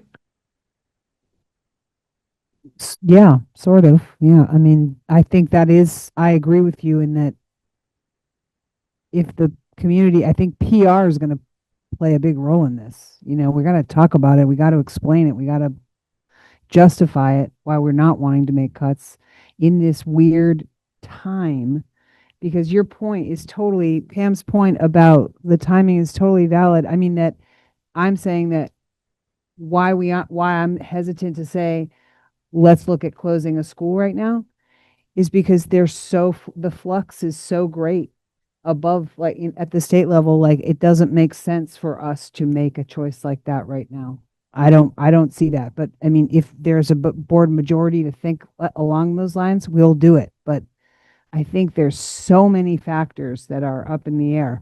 What Cindy just said, I mean, why are we paying for every single health thing I mean, why is that all on us? And yeah, we're sitting here, these 14 people, to try to figure out how to shave off a sport or two to save them a little bit of money. I mean, it's going to have to be a bigger solution, obviously, but that doesn't change the fact that we still sit here. We are still the people going to present this budget this time. So it is tricky. I think we should be talking about PR, about why it's going to suck so hard for everyone. I think we should be saying it's hard for us. I think that a lot of times this part of the program happens in our little world and nobody's watching and nobody's listening. And then we get closer and we get closer and people start freaking out. And then it's really right up in our grill, and all this work we've done doesn't even ring out. People don't realize it. So I think PR is huge on this, and what we cut, I don't want to cut anything, but I think we're going to have to. So looking for influence on that. Rebecca, go ahead. I wanted to speak to Cindy's points. I think that education as a sector exists to create community members. And I think that society has changed a lot, right? And people don't go to church, and the family unit isn't the same, and all that other stuff. And as a result, I'm not saying because I don't go to church, but whatever, there's just a breakdown in civil society, and it's really lent to all these different things that impact us in so many different ways. And if we don't treat things in school, it plays out in classrooms with behavior and et cetera. And so I agree, funding sources for those things for sure, but to just look at school as a pure educational place, like I don't think that's I don't think we're in that time. Funding, agreed in funding, yes.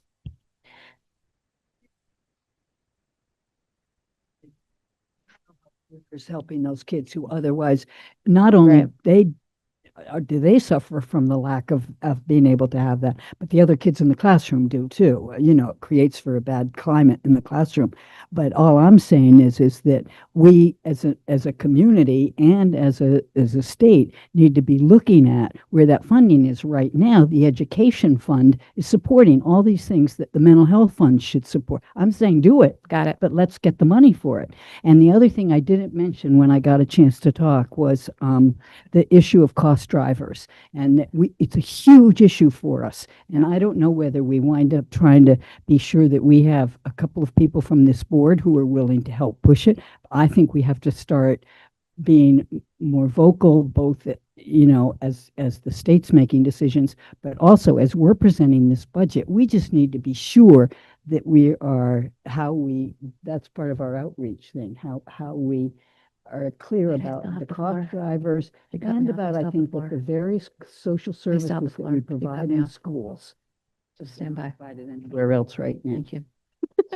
All right. Oh, wait, no, I wasn't done.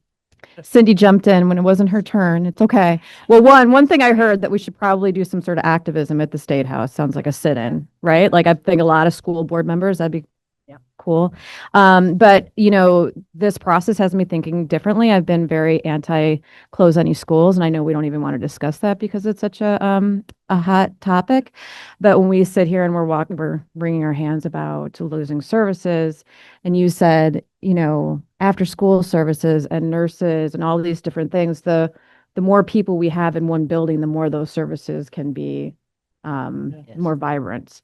And so my switching has just thought a lot. And the problem with closing schools is the perception that those are the hub of a community, and it's real. How do we?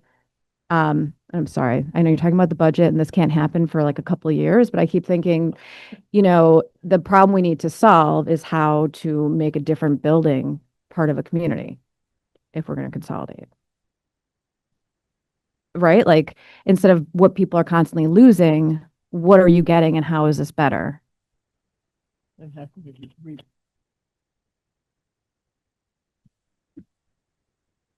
So I heard yesterday, and I was on my way to something else, and that Michaela Frack on the Vermont, what do they call it, Vermont edition, was going to be talking to some of the people on the redistricting committee today, and or whatever day it was, yesterday.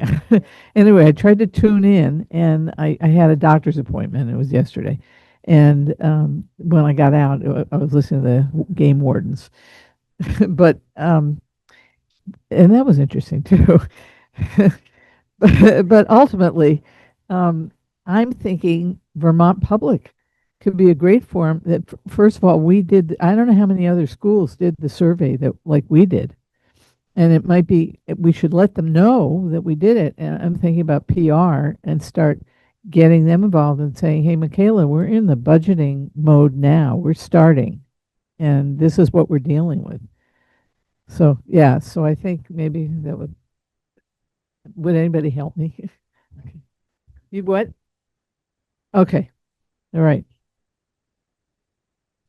Honestly think outreach is everything. We went to the meeting, the task force meeting on the 10th, and they talked about 5,000 people spoke to them, either in email or coming there or in tech. I mean, in every which way to voice their opinions. 5,000 people is a lot in a committee that's been, had 7 meetings.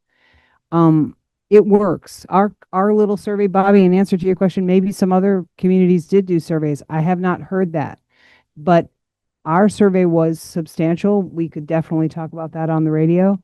And I think that it was the public pressure that helped the task force so hardline stand by what they said. I mean, they really just weren't gonna play. They're not gonna give you something that's useless to waste more legislative time.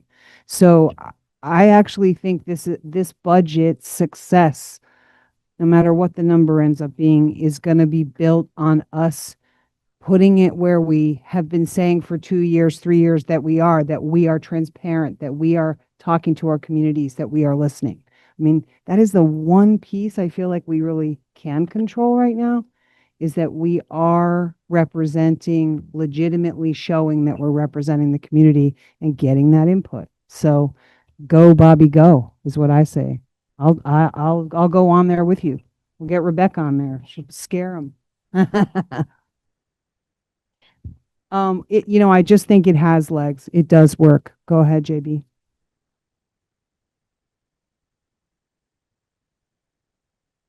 Same end, I think part of that transparency and outreach is showing the community that we're doing the long-term visioning. Nobody wants to close the school, but if we see long-term cost savings, understanding we're going to have to pay upfront, we need to make sure the community knows that we're working on that, and we'll be ready when. That's a great segue, because I agree with that, and that the work we're doing with Truex, it's critical for us. We really need to know all these things, and people can be mad about that money spent, but we need professionals to show us. We're just people here.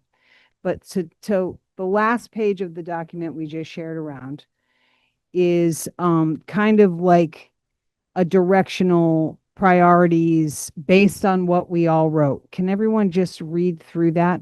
Because priority 3 particularly has us continuing to develop that budget, and figure out our long-term goals for our district. And right now that's with all the schools intact. So we just go with that as we work through that project process with Truex. but it also, we're not going to drop that ball just because we're not sure where the funding's coming from. We don't have that option. We just really don't. And the small bond idea, I think, does have legs. I would not walk back out and say 50, 60, 70 million. I wouldn't do that. There's no way. But 10, 20 to get the hard line stuff, the roofs, the HVACs, the pieces that are affecting our students, I mean, that I think we could get by the community, maybe not this year, but in the near future. So please read through these priority. Okay. For Ben. Ben, Mike's putting up the thing we're reading for you as 3 priorities for our. Thank you, Mike. I appreciate that.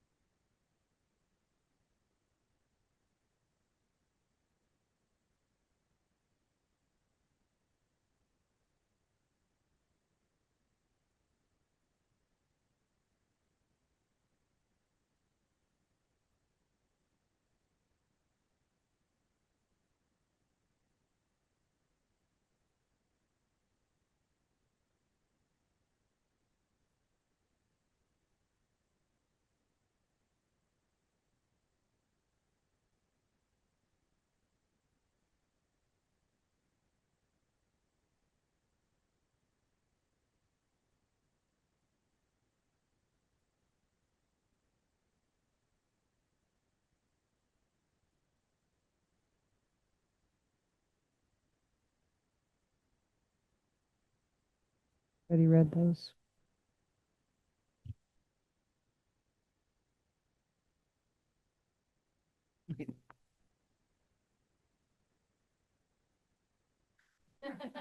Damn AI. Why does AI know everything?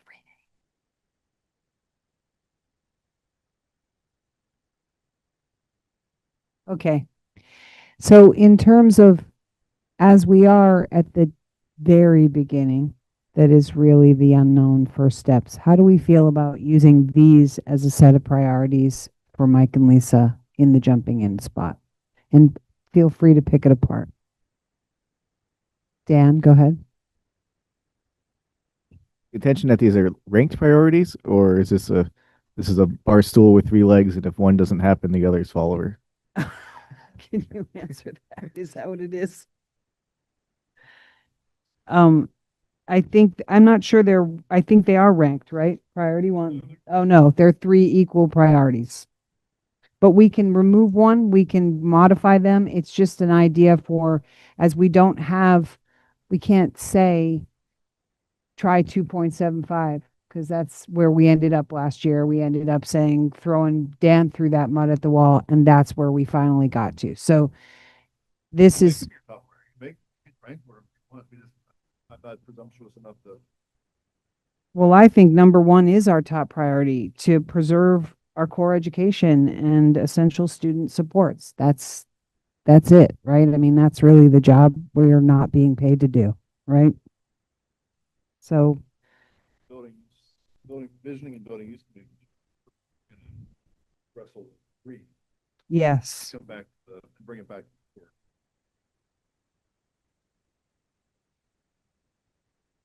And 2 is basically how we're going to go through this function. We're going to pick it apart one step at a time and look at all the different options and all the different potential reductions that hurt and don't hurt. Right? I mean, I don't think there's any that won't hurt. There's only one thing that I would like to see, because we've all talked about nursing, is just I would at least like to see what we are actually saving on nursing. Oh, we can tell you that it's 2 salaries. Lisa can tell you that probably pretty quickly. Well, and to follow, oh, go ahead, Emily. No, go ahead. Well, and to follow that, what has the impact been? Well, we've only The just impact begun. on budget versus the educational quality of services that we actually provide in the core central community educational piece that we provide to schools. Did you just AI my question? No. Here's my question. My question is, what impact has not been this the full time or the half-time nurses and the different locations well, had on he's asking what Rob said. education. Yeah, on educate. Well, we're only a couple months into that. So, we only just did this cut. Well, we do know some things. What do we know? Tell us what we know. We know that administrative assistants at the schools are getting overwhelmed with nurse work when the nurses aren't in the building. I spoke with somebody in the union about this, and that was one of the complaints was that, yeah, that's not really a problem. The kids aren't seeing a massive, it's not like they're walking around with splinters or bleeding and not getting taken care of, but they're being taken care of by people that aren't nurses who already have jobs that they're already very busy with. As Mike said, they're not sitting around eating bonbons already, but now there are people that have to step in for the nurse when the nurse isn't in the building. And then that nurse, of course, they tolerate it because that's their part of their job. They've been told that's what they're going to do. They're not going to say, no, I'm not going to do it. But of course that stresses them. Now they're going here that day, this, that, they got to carry extra bags. They're not in a place of consistency with the kids in the schools. They're not getting to see everybody that they would normally get to see. It's obviously not ideal. They're doing it because they're professionals and that's the situation they're in. But I don't think anybody likes it.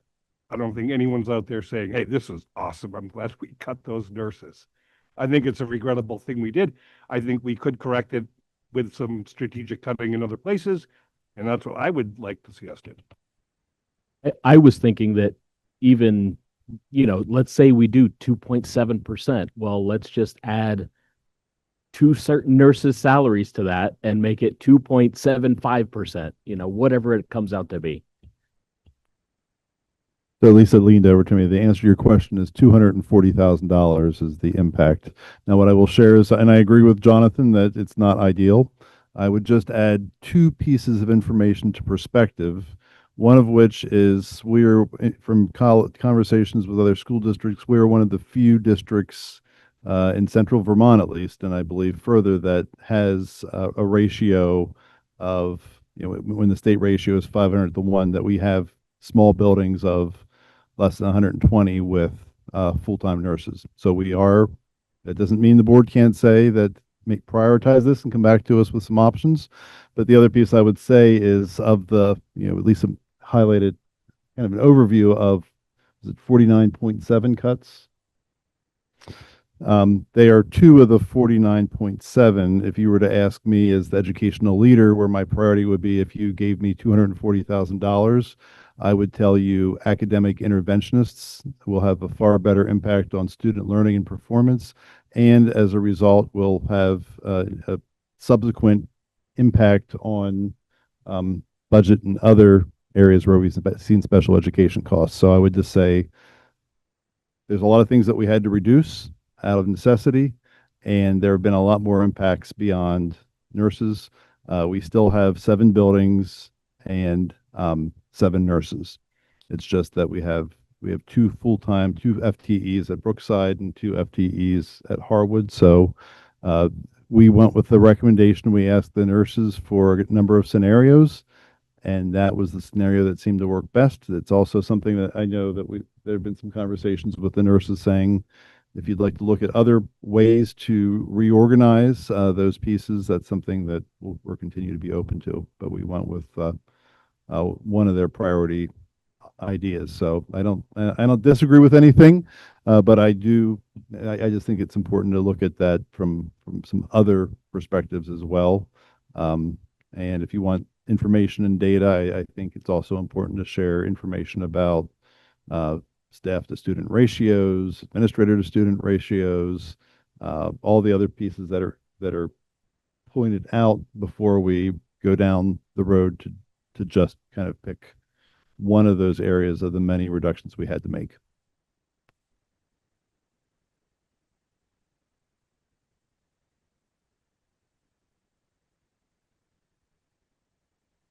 it's very possible that Lisa comes back to us in a couple of weeks from now and says that level service exceeds the excess spending threshold, right? I mean, that is a possible outcome of this, right? Um, so I want to kind of go back to Bobby's analogy, and I think that maybe a fourth priority, or maybe priority one, is the seat of the bar stool, and then the three legs. But there should be um, people looking at that emergency scenario of the house is on fire.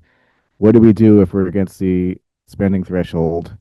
We can't find anything to cut.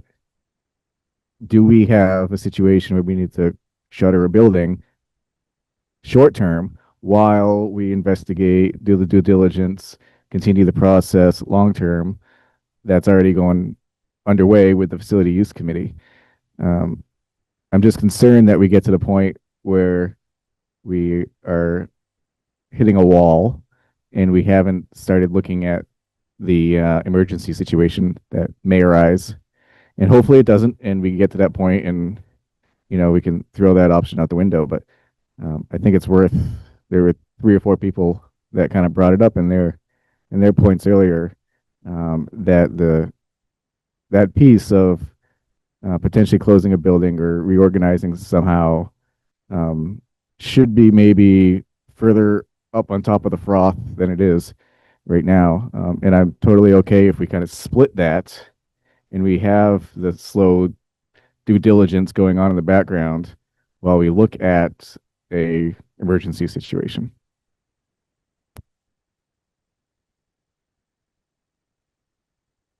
Thanks, Dan. Go ahead, Dan. Ben.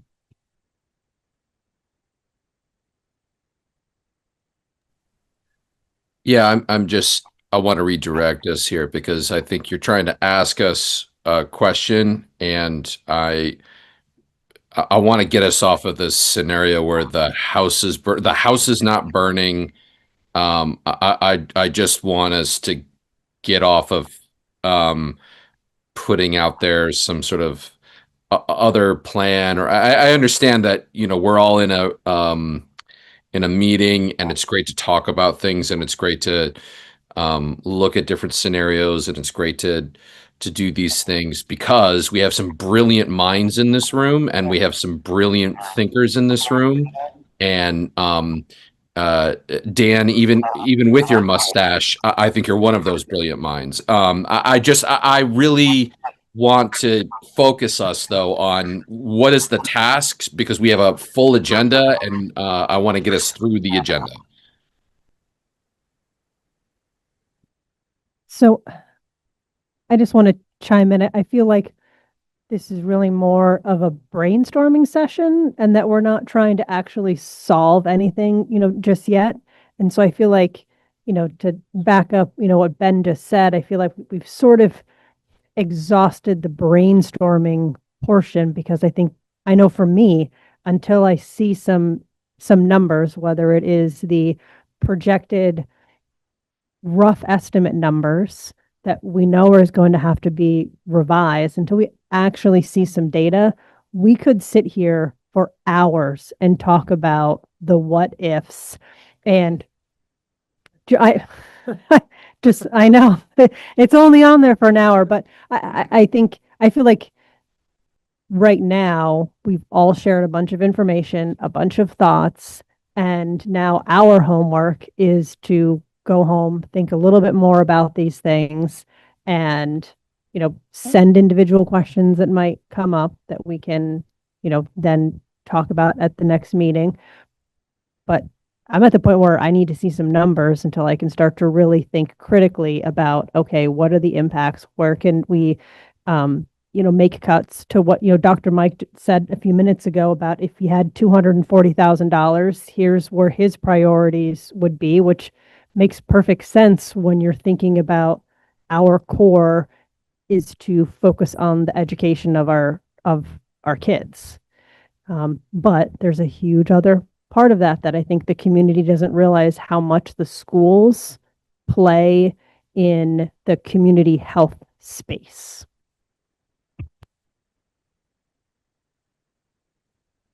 I think you had a really good conversation, and I'm glad Cindy and Ashley came up with this idea, because part of my hope, I've said before to all of you that sometimes your job is a very hard job because there's 14 of you, and in the end you have to speak with one voice. I'm your CEO, so I my one voice is one voice.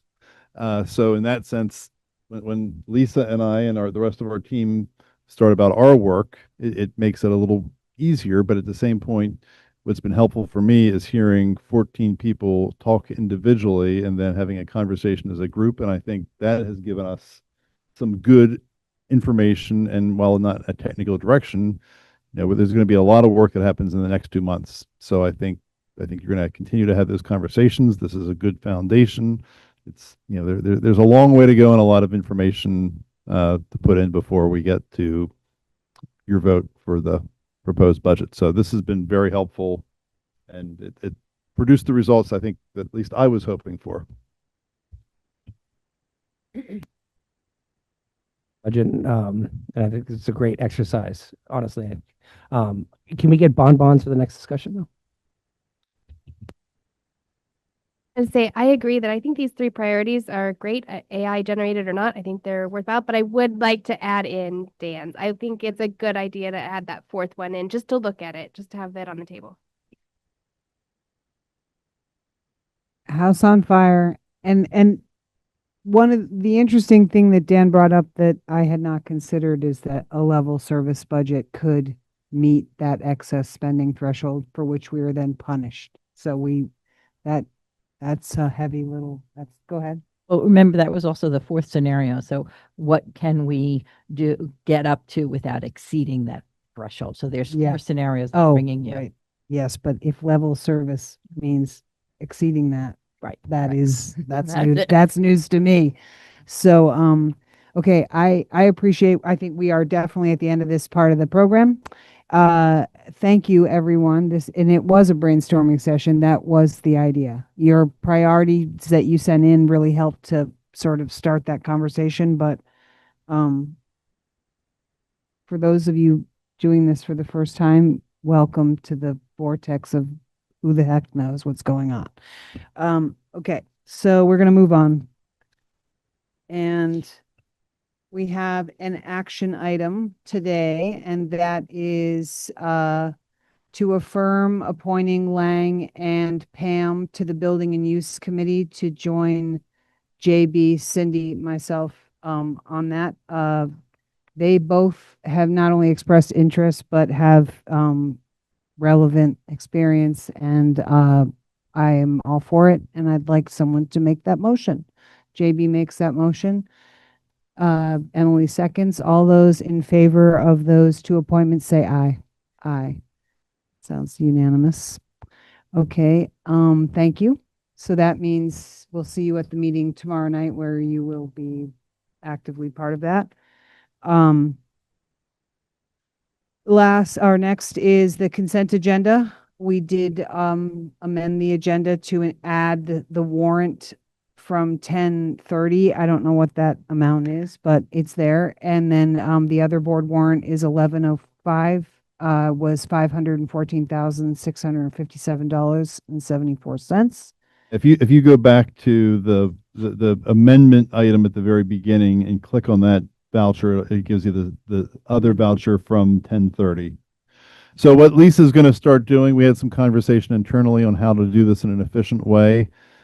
Usually the warrant is for a particular date. Sometimes there's multiple. So in the future, what Lisa and my administrative assistant who helps generate the agenda item, they're going to list board warrants as the item, and then the link Lisa will take you to a folder that has usually one document, but it may have multiple documents. That way, if something like in this case came up after the fact that they had to add, it will be covered by the warrant agenda, and we don't have to amend it with another item with another date.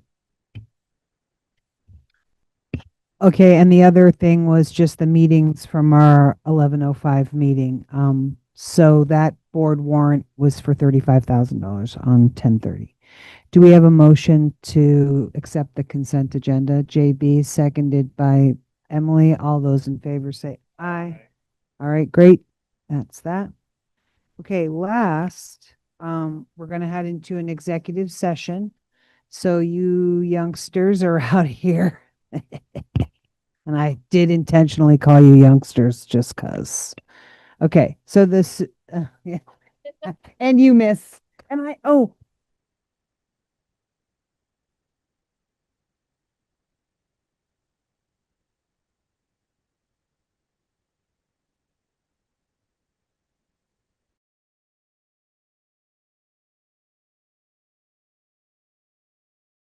we are welcome back to the HUUSD school board meeting for November 19th. We are back from executive session and taking no action, and we are looking for a motion to adjourn at 9 p.m. JB motion, second from Pam. All those in favor say aye. Aye. Thank you.